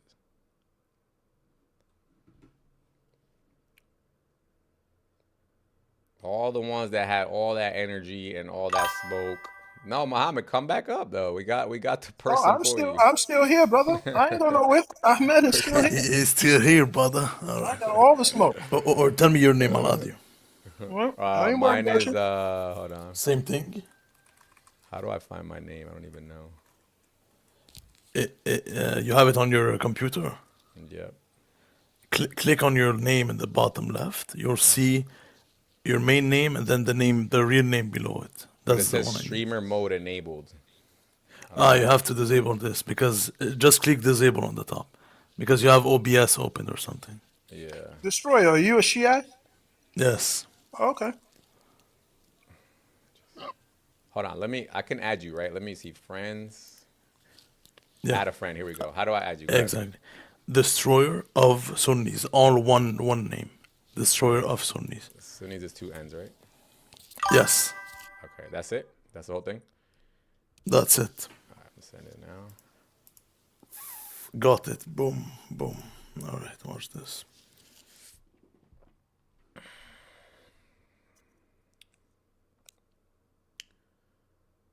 Because what I'm seeing right now, Destroyer, is a couple of different issues with this. One, the fact that the people were asking Muhammad about Dhul Qarnayn implies that they had previous knowledge of this character, whoever he was, and whoever it was that whoever it was that was asking him.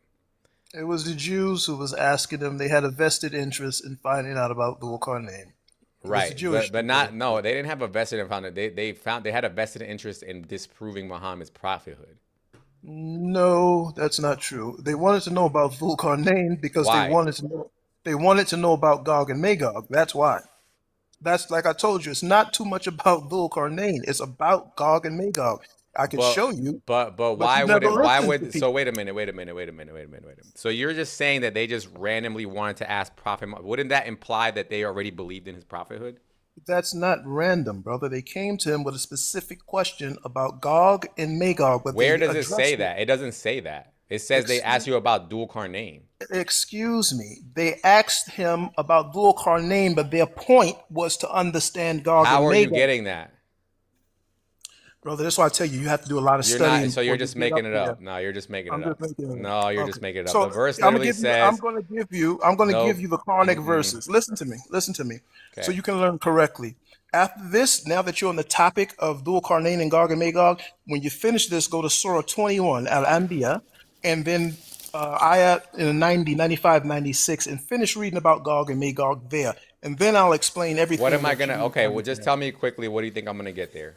You're gonna get the reason why they want to know No, about but Dhul Qarnayn. okay, but just tell me, what does it say? Like, what does it say? It's going to talk to you about a town that has been destroyed that is going to be built back up in the later days. And just read it, 21, Surah 21. Okay, but started on 95, does it say 96. the Jews asked you about this and this is why we revealed it, or does it just talk about Gog and Magog in general? Okay, read the Surah, brother. And when you put a All right, thing so you're up, just I'll lying. come All right, back. you're just making I'll stuff come up. back. No thanks. All right, good. All right, bye. You're just making it up. So, He just so literally. Go ahead. the funny thing is that all, all, the early Mufassirin, meaning the exegetes, they all say that it's Alexander the Great. Right. They all of them say this. And not only do they say this, they qualify it. Alexander, now they fumble a bit. Sometimes they say the Roman, Alexander, the Roman guy who built Alexandria. Alexander, the one who ruled the world. Alexander, the son of Philip the Greek. This is Fakhruddin al-Razi who says this. Alexander the Great, son of Philip the Greek. How much more do you want it to be precise? Right. It's insanity. Yeah. Go ahead. So the reason why I'm saying this stuff is because it looks like to me like they definitely copied the Alexander the Great legend, the Syriac legend. Yeah, one for right? one for one. Yeah. And so what they say is that there's no way to prove that there was any previous knowledge of anybody of anything like that going around. But the simple fact that they asked him about Alexander the Great or Dhul Qarnayn, right, shows that there was previous knowledge, does it not? Exactly, yeah. And it's attributed to Jacob of Serug, the Syriac tale, which would place Jacob of Serug died in 521, 523. Right. So it's a century before Islam. So Now, go ahead. Yeah, go ahead. I sent you the images. All right, Yeah. you have 1, 2, 3, 4, 5 images for the 5 first images are for the actual parallel. Okay. All right. So the first one, actually, you can skip the first one. You can go to the second one directly. We're going to go through the parallel of the story. All right, I just downloaded them. Give me 1 second. I'm gonna bring them up now. Perfect. There's no way to escape this. It's over. Yeah, yeah. This is the best argument. In my opinion, it's the best argument. The only issue is that it takes so long to set it up and Right. go through. And then they say, oh, yeah, but like, bro, shut Right, up. Let just me for them to speak. brush it off It's at the insane. end. Yeah. Exactly. And At the end, there's a little surprise. Little surprise. The All right. surprise is the following. Yeah, go ahead. Okay. So verse, you said image 2, right? This one? Image 2. Yes, exactly. This is image 2. Yeah. So this is the first parallel. Now I adjusted, like, you know, you have the Quran, and then below it you have the part that's in the text of the legend. So if you read this, yeah, here we go. Is it legible? Is it big enough? I gotta, or should Yeah, I? it is. Good? It is, yeah. All right. So in Quran 1883 and 1884, it says, and they ask you, O Prophet, O Muhammad, about Dhul Qarnayn. Say, I will recite to you about him a report. Indeed, we established him upon the earth, and we gave him to everything a way. All right? Now let's read what the Syriac legend, which came before, says. And King Alexander bowed himself and did reverence, saying, O God, Lord of kings and judges, thou who settest up kings and destroyest their power, I know in my mind that thou hast exalted me above all kings, and thou hast made me horns upon my head. So now we have the two first elements, which are what? That God exalted him above all kings. The second element is that he has the horns upon his head. So the imagery of being the two-horned one. Dhul Qarnayn literally means the one who, exactly, the one who has, yeah, the two-horned one. This is number one. Now let's go to image number 2 or 3, essentially. Image number 3. Okay. Perfect. So now here, what does it say? 1885 and 1886. So he followed a way until when he reached the setting of the sun. He found it setting in a spring of dark mud. Interesting. Let's read the Syriac legend. So the whole camp mounted, and Alexander and his troop went up between the Fothid Sea. Fothid means like a murky sea, the ugly sea, nasty sea, and the bright sea, to the place where the sun enters the window of heaven. So this already have a parallel. So Alexander followed a way. He went to a certain place until he reached the place where the sun sets in a spring.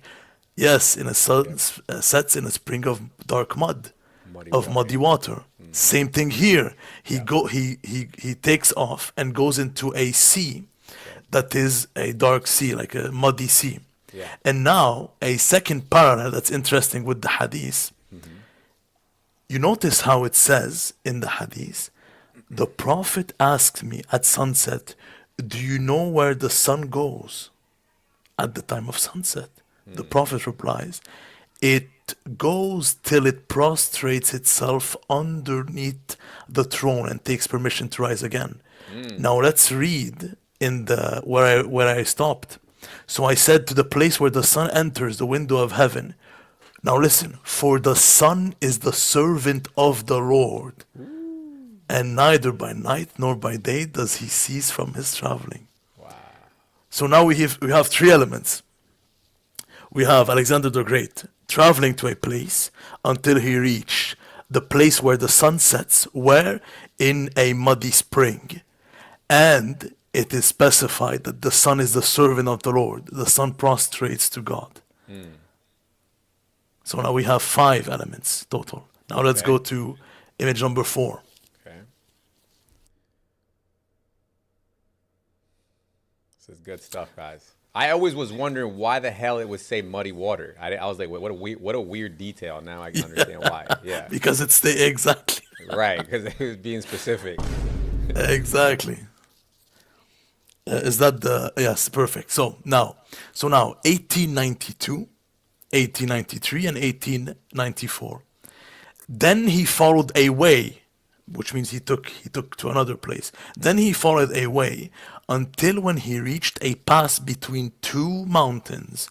He found beside them a people who could hardly understand his speech. They said, O Dhul Qarnayn, indeed Gog and Magog are great corrupters of the land. So may we assign for you an expenditure that you might make between us and them a barrier. Now, let's see what the legend says. Let's read the highlighted part.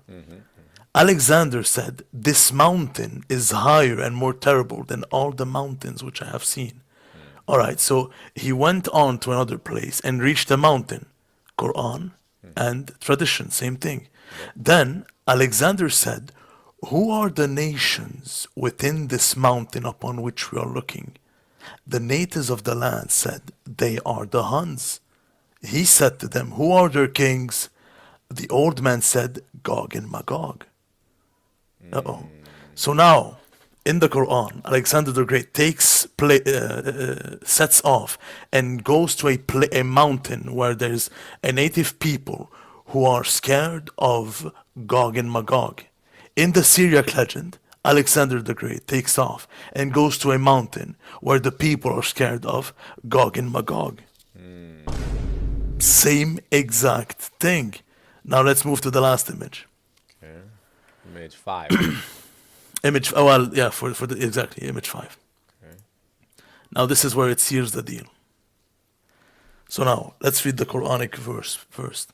So 1894, 1895, 96, 97, it says, "They said, O Dhul Qarnayn, indeed Gog and Magog are great corrupters in the land. So may we assign for you an expenditure that you might make between us and them a barrier." Sorry. And he said, "That in which my Lord has established me is better than what you offer, but assist me with strength, I will make between you and them a dam." So now the people of the mountain are requesting from Alexander the Great, Dhul Qarnayn, "Please make a barrier between us and Gog and Magog." Now let's continue. "Bring me sheets of iron," until when he had leveled them between the two mountain walls, he said, "Blow with bellows," until when he made it like fire, he said, "Bring me that I might pour over it molten copper." So he made the gate of iron and then covered it with molten copper. So Gog and Magog were unable to pass over it, nor were they able to in any way penetrate. Sorry, what does it say? Nor were they able to affect it in any penetration. Penetration, yeah. This is what the Quran says. Let's read what the Syriac legend says. So, and Alexander the Great said to his troops, "Do ye desire that we should do something wonderful in this land?" They said to him, "As thy majesty commands, we will do." The king said, "Let us make a gate of brass and close up this breach." His troops said, "As thy majesty commands, we will do." And Alexander commanded and fetched 3,000 smiths, workers in iron, and 3,000 men, workers in brass. And they put down brass and iron and kneaded it as a man kneads when he works clay. It was fixed in with brass and iron. Interesting. Now, brass is a mix of copper and zinc. Okay. And you have iron. So now, Alexander the Great, reaches the place of the mountain. He asks them, what do you fear? They say Gog and Magog. They ask him, "Please make a gate between us." And then Alexander the Great makes it with iron and what was it in the Quran? Iron and what? And copper.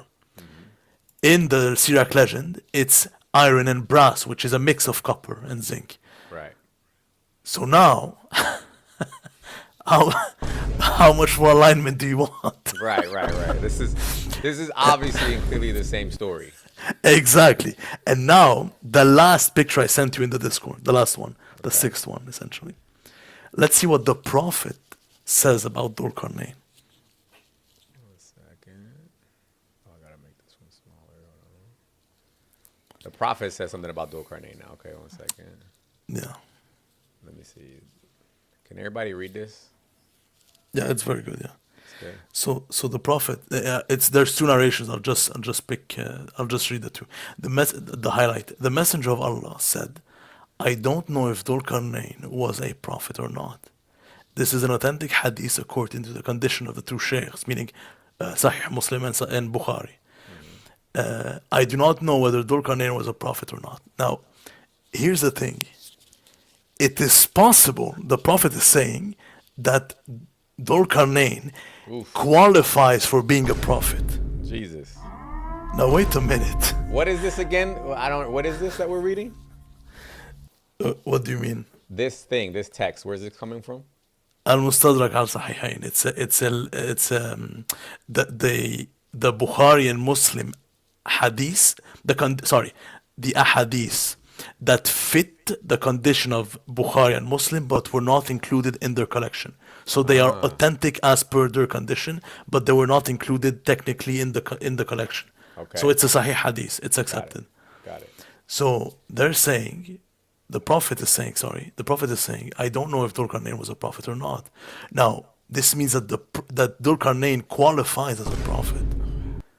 So the student of Aristotle, the pagan Alexander the Great, was a righteous king that Allah has strengthened and exalted, and he might be a prophet.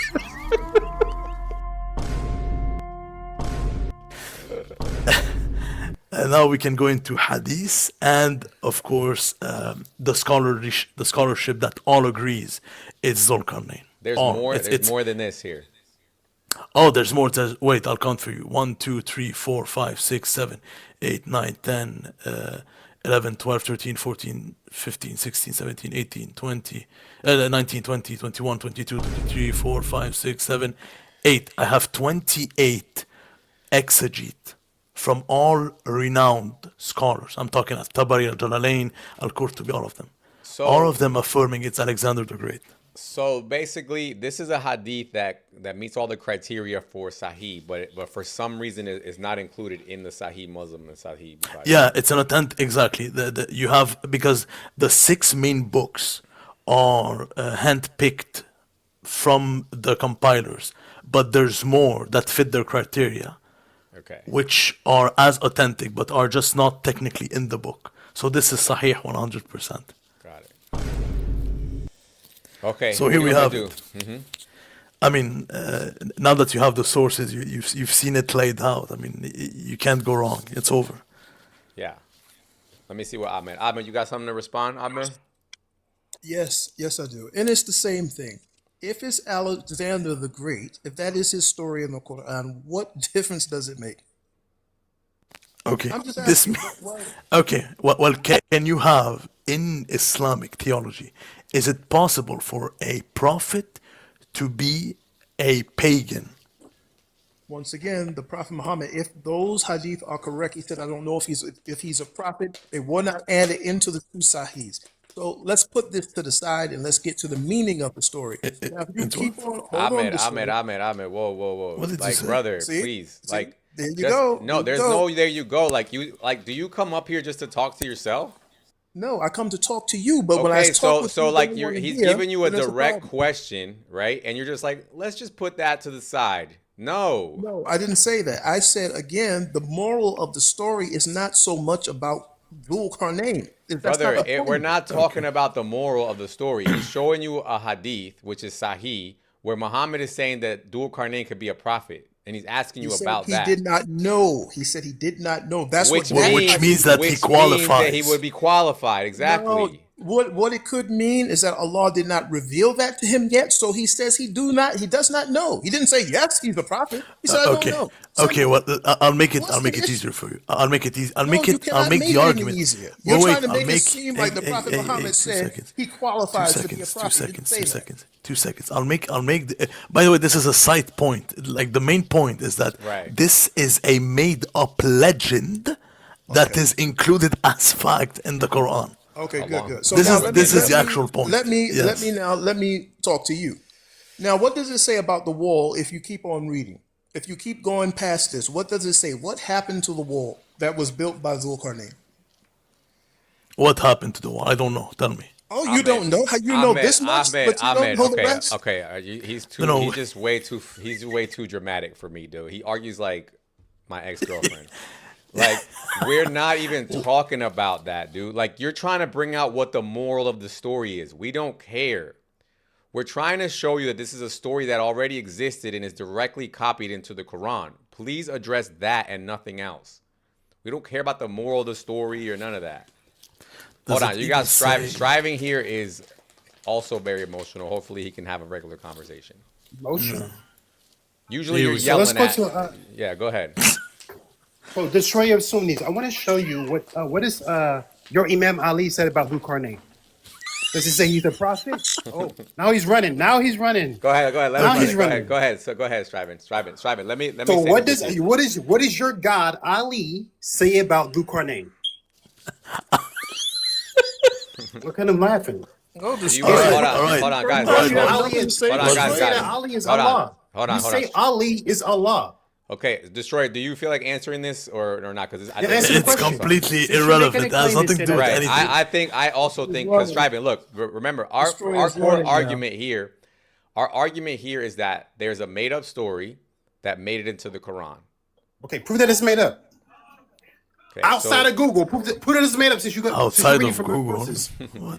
right. So When I asked your boy, when you- the Shia, Okay, let what me is answer his your God- what question. is Let me his- what answer is your his question. God, when I asked your Striving, boy, but this is the Ali- thing. when I The asked problem your is that boy- you're when I doing the asked same your boy thing. the Shia, Striving, you're doing the same thing that Why are you Ahmed is running? doing. I got you. Listen, you're So trying to do Ahmed, the same I thing. asked him the following question: Okay, what is Ali, the God of the? Okay, all right. I swear these guys have never been on TikTok before. The same way how you guys would never let a Christian come up to your panel and straw man you about an argument you're not actually having, I'm not going to let you do that here.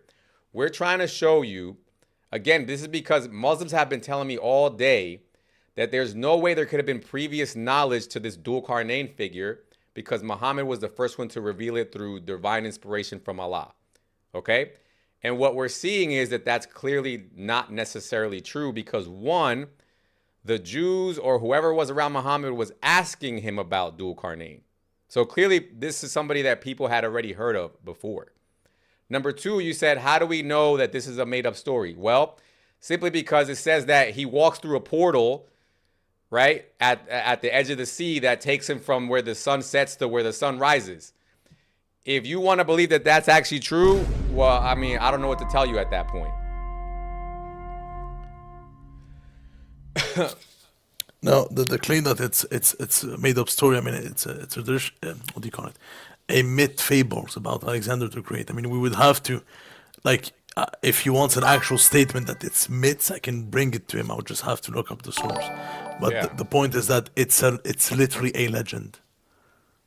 It's I just it's don't the get, point like, of the correct me if I'm wrong, Destroyer. According to the legend, he walks to a place where the sea, whatever the name of that sea was, and he walks, it says it through an opening in heaven or something like that, right? You mean where the sun sets? Yeah, let me show you what I'm talking about. Look at here on my screen. I don't know. Okay, I don't know about the portal thing, but Yeah, so here.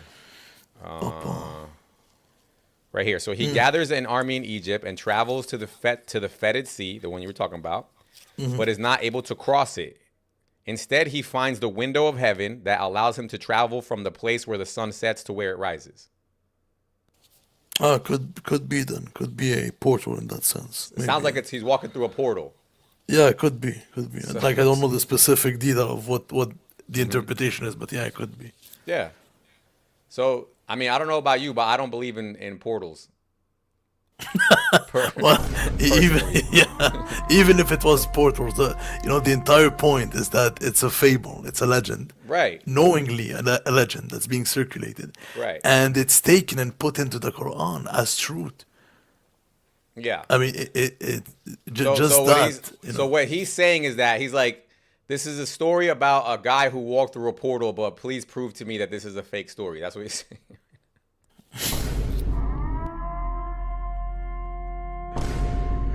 Oh man, it just gets worse. None of them can actually deal with it. Yeah. Those who cope or say, no, it's talking about Darius. No, it's talking about Right.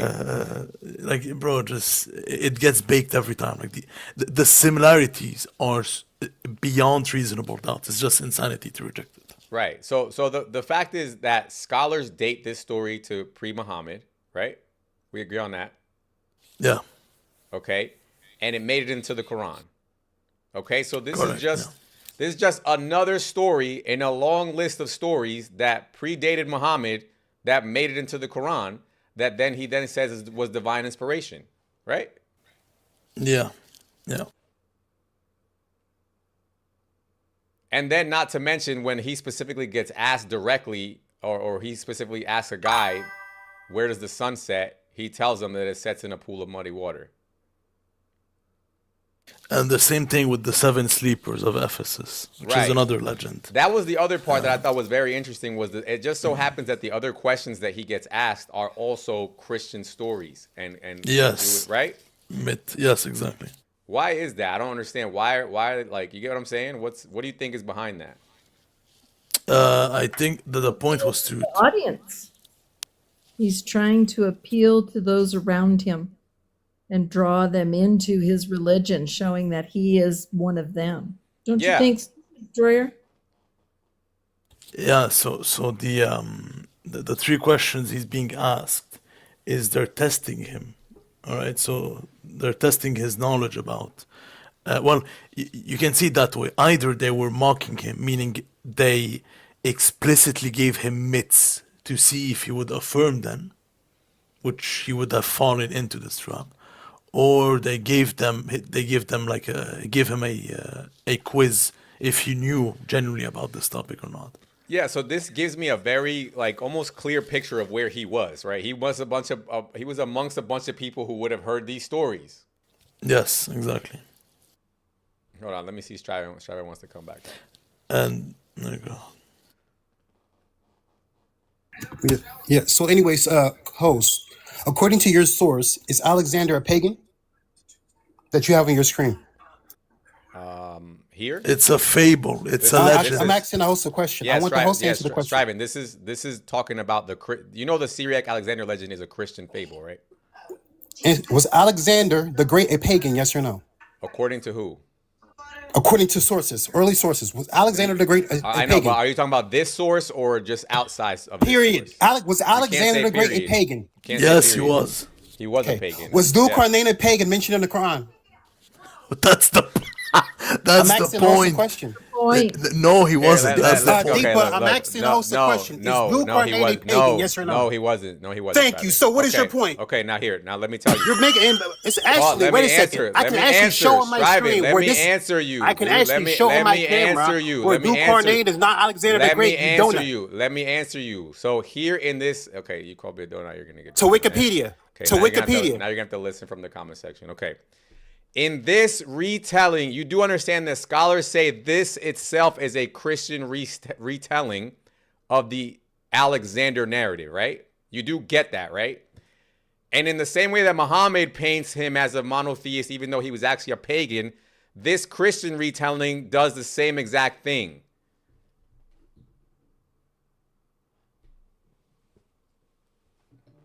They told stories. I don't know how many times you bring my scholars striving. Every time you come to my live, every time that you've ever come to my live, you've always cooked yourself. You're a straight bitch. You won from me. I don't even know how you could. I don't even know how you could ever trust yourself at this point. When literally, it's been 4 or 5 times now that you come up to yell, and all you do is cook yourself. We're trying to explain to you that Muhammad is copying from a Christian fable, which is in fact repainting a polytheist as a monotheist. That's what we're trying to tell you that he did. And then you come up here and basically make our same exact point. And then you say, I'm clipping this. You've said that like 15 times, dude. I'm waiting to see. Please show me all the clips that you have of me. I want to see them so I can share them. I know. We want to see him cooking you. I have a picture of the coin that was just they have found it, of Alexander the Great, and so on the coin he's exhibited with a horn, and that represented divine. Yeah, I want to show that too, but hold on, Destroyer, do you understand what I'm saying? Does it make sense what I'm saying to him about this? Yes. He fit. Yeah. We all know that the actual Alexander the Great was a pagan. Everybody knows that, right? That's agreed upon, right? In history. Yes, exactly. And we have all the primary sources for it, yeah. Right, and we agree that in this version, this retelling, this Christian retelling of Alexander the Great, they paint him as a monotheist here, right? Exactly, because it's taken from the Syriac legend, yeah. Right, from the Syriac Christian legend. And so What does he think he's saying to us when he's saying, okay, that he's basically saying he copied the same exact thing that the Christians were saying? That's the point we're trying to make to you, Striving. Go ahead, little dear. I'm sorry. No, I was just going to say, but the coin, so the two horns, which isn't, that's what it says in what Destroyer of Sunni had brought up. Yeah. Talks about Dul Qarnayn, the two horns. Yeah, and that's, exactly that's what I was going to ask you. Isn't this like, because I heard some of the wording that he mentioned, or that he was using, that he said God is the one who sets up and deposes kings. That's taken directly from Daniel, no? Correct. Well, yeah, if it's a Christian, yeah, I guess. Yeah, in Daniel, he uses that same exact verbiage. He says that you, God, are the one who sets up and deposes kings. And he's described as the two-horned ram or something like that, no? Little dear? That's exactly how Alexander is depicted on his coin. Yeah. That he has two horns. So this is clearly a Christian story. Mm-hmm. Yep. And so, yeah, God is the one that sets up kings in this realm. And that's exactly how Dul Qarnayn, or Alexander the Great, is depicted, is because of the horns represent his divine appointment as a ruler. I was going to ask Destroyer, and this is another one you can get into, Scary, is the splitting of the moon. Do you know where that comes from, Destroyer? Oh my gosh. The origin, no, I don't know. It comes from a poet by the name of Emerald El-Kates. Okay, yes. I've seen this being disputed and stuff. Yeah. I don't know enough about this, to be honest. So, I mean, I reject the moon splitting, but I don't know where it comes from. Yeah. You ought to check with JM. He's done a lot of research into that. Yeah, maybe from him I've seen it. Speaker. Yeah. Amazing. Yeah, I'm gonna keep running this one. How long have you been running this argument for? I've run it once, and I could not get to the point without the guy spazzing out. So I never actually finished running it. And by the way, I run it like, the sources I gave you. Yeah. And with the tafsir and everything, it's enough. It's enough to prove it. But I genuinely want to hammer it down so much.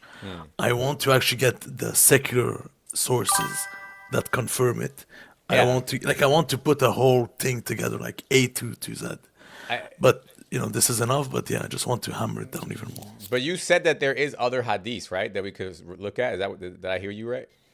Exegetes. Okay, exegetes. Okay. Yeah, like I can give you a picture of an exegete. Give me 2 seconds. Yeah, look at this. Look at this verse here, Destroyer. This is from Daniel when he's talking about the vision that he received from Israel. Okay. He says he changes times and seasons. He deposes kings and raises them up. That pretty much is like word for word what you were reading in your image. Okay, well, yeah, okay, I guess that may...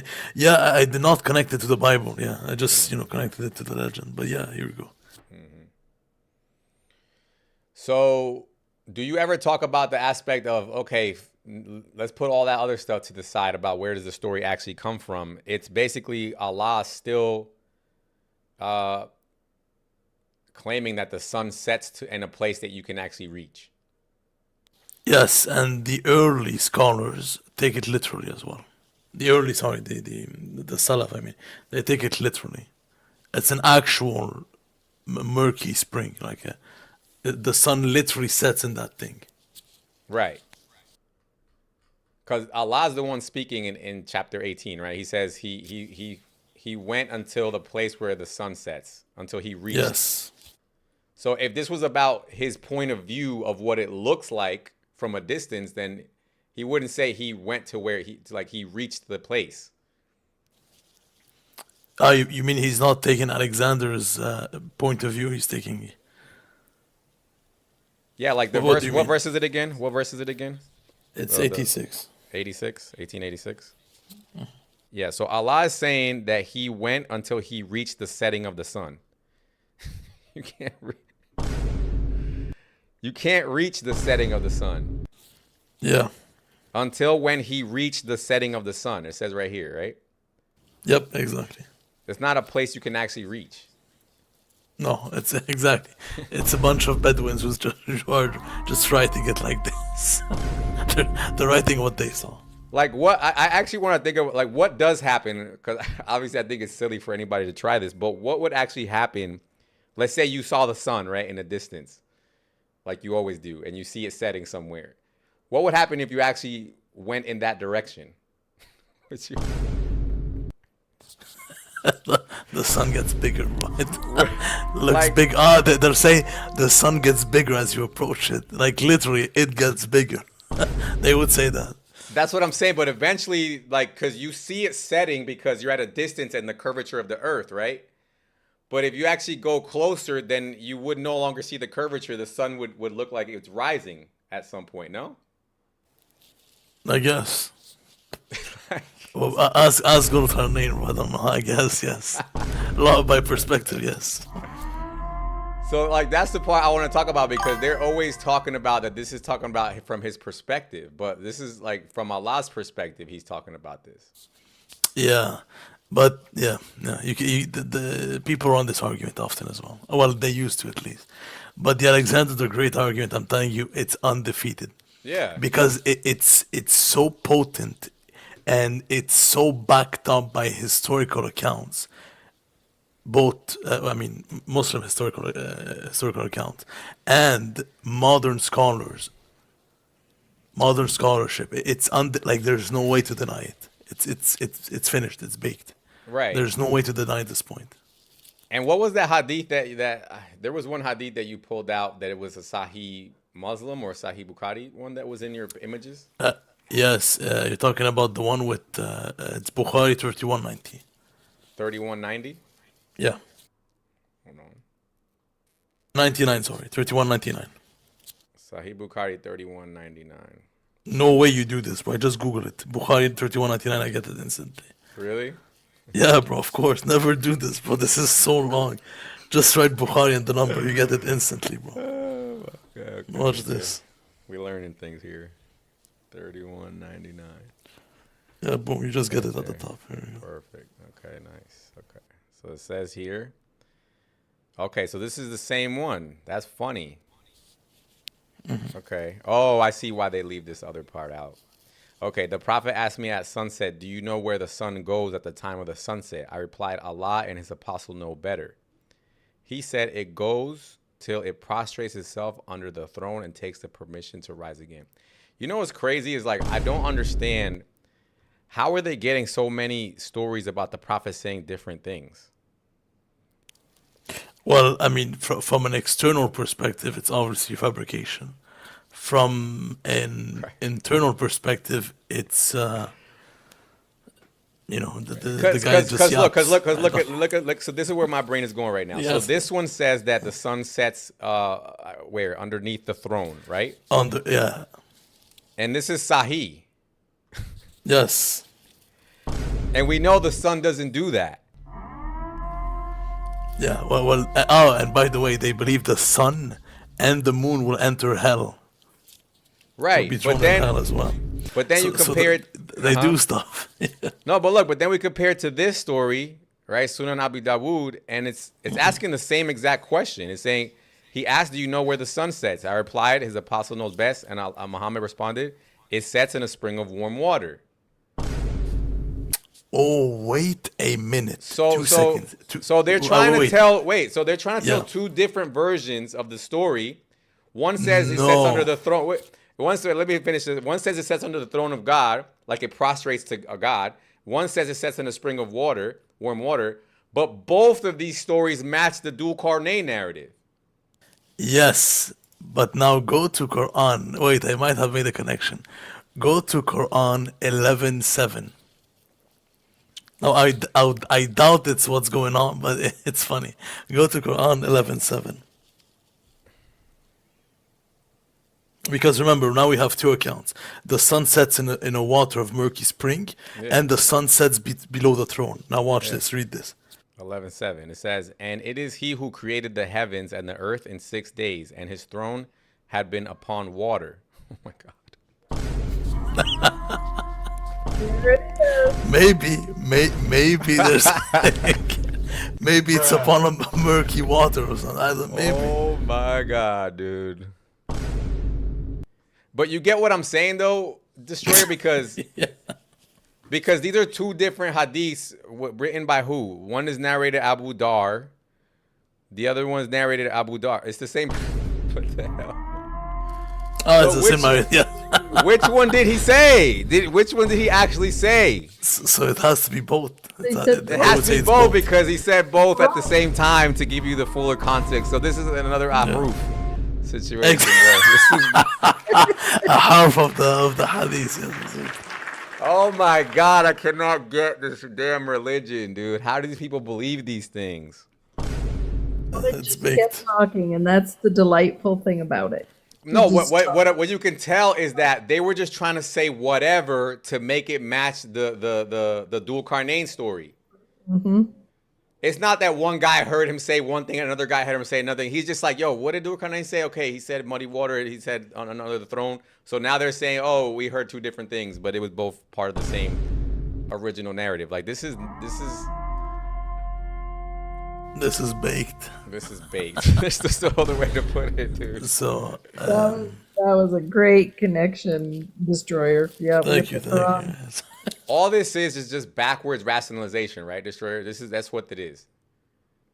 They were just making up hadiths to say, oh, Muhammad said this to match that prophecy and this prophecy and that prophecy, whatever it was. Yeah, exactly. Well, anyway, that's that, bro. Enjoy the sources and everything. Yeah, I'm gonna go through them and try to run it again. Go ahead. Yeah, it's going to be a bit like we've seen it just now. We can't end the arguments. They just spaz out every single time. Mm-hmm. There's no way to actually end the argument. Yeah. So yeah. So it's but that's why you gotta just take the win at some time. I just take it. I say we won right here. We already won. They're not gonna admit it, but we know we did right there. Yeah, this to me, it's not the most, like, it doesn't punch as hard, but it's the most potent, or if not one of the most potent arguments you can use. Yeah. It's like a sealed deal. You have no escape out of it. You can't escape it. I like it because you get to see how squirmy they are about everything. They just they don't want to admit to anything. They're just tap dancing the whole entire time. And what makes it worse, and I watched this, what makes it worse is that all, like I told you, all the early exegetes agree it's Alexander the Great. You know who doesn't say it's Alexander the Great? Ibn Kathir. Was it Ibn Kathir? I think Ibn Kathir. Ibn Kathir catches on to it and is like, we know from history. I think he did say. Somebody, because we read it earlier, the Ibn Kathir, I thought. Oh, maybe I'm wrong. I think either Ibn Ashur, at least I know he says no, it can't be Alexander the Great because he was not a righteous king, he was a pagan. Yeah, Ibn Kathir, I'm not sure, but I think he did as well. Yeah, because the first time, this is the second time I'm running this today, and the first time they try to say, oh no, nobody had ever even heard of this Dhul Qarnayn character. But clearly the people wouldn't have asked him that if they hadn't heard of Dhul Qarnayn before. So this is tough here. According to one report, Mujahid, a route through the land. Where am I? Is this? Am I in the tafsir? Okay. He followed different routes. Mujahid, this ain't it. It's got to be 85 then.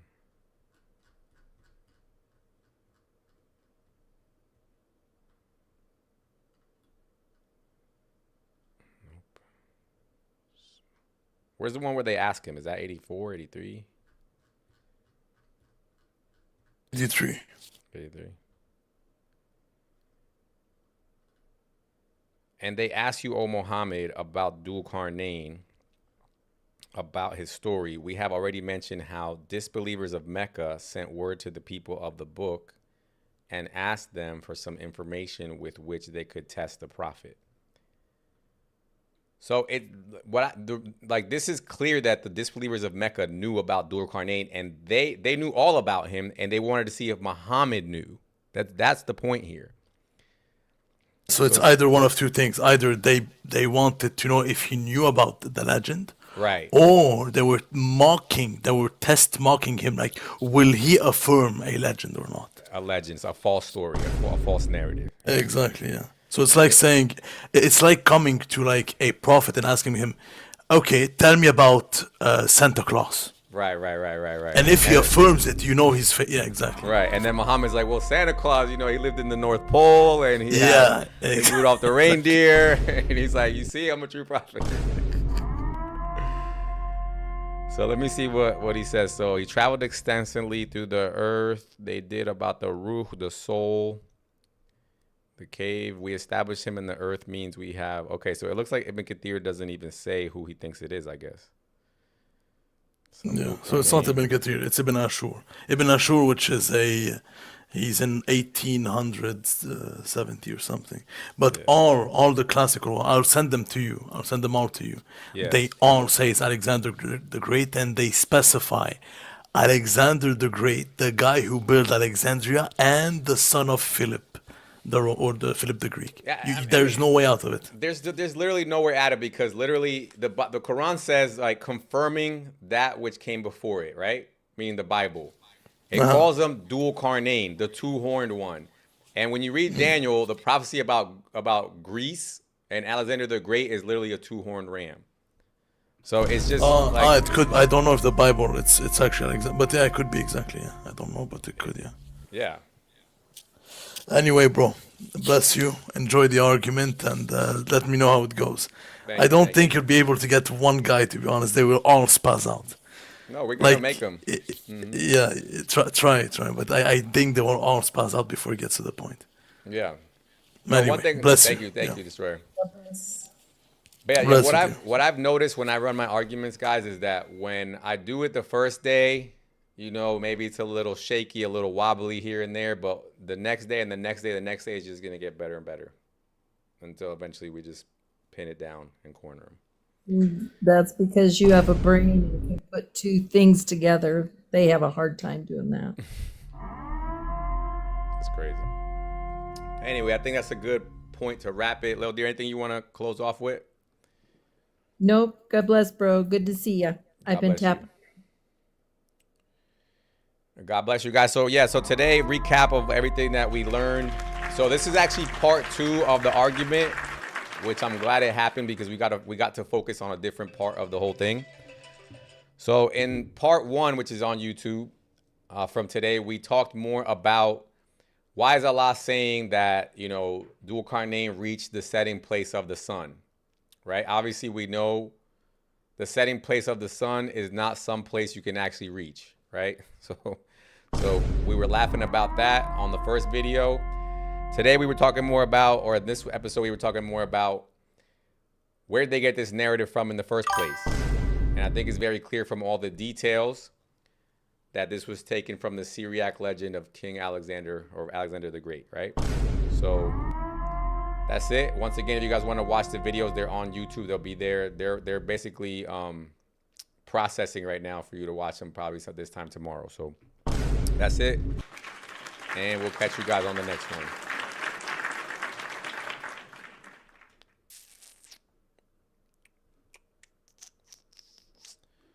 People on YouTube, let's see what YouTube says. Bro is yapping. Stay hydrated for 550 joules. Sounds like it was taken from the Bible.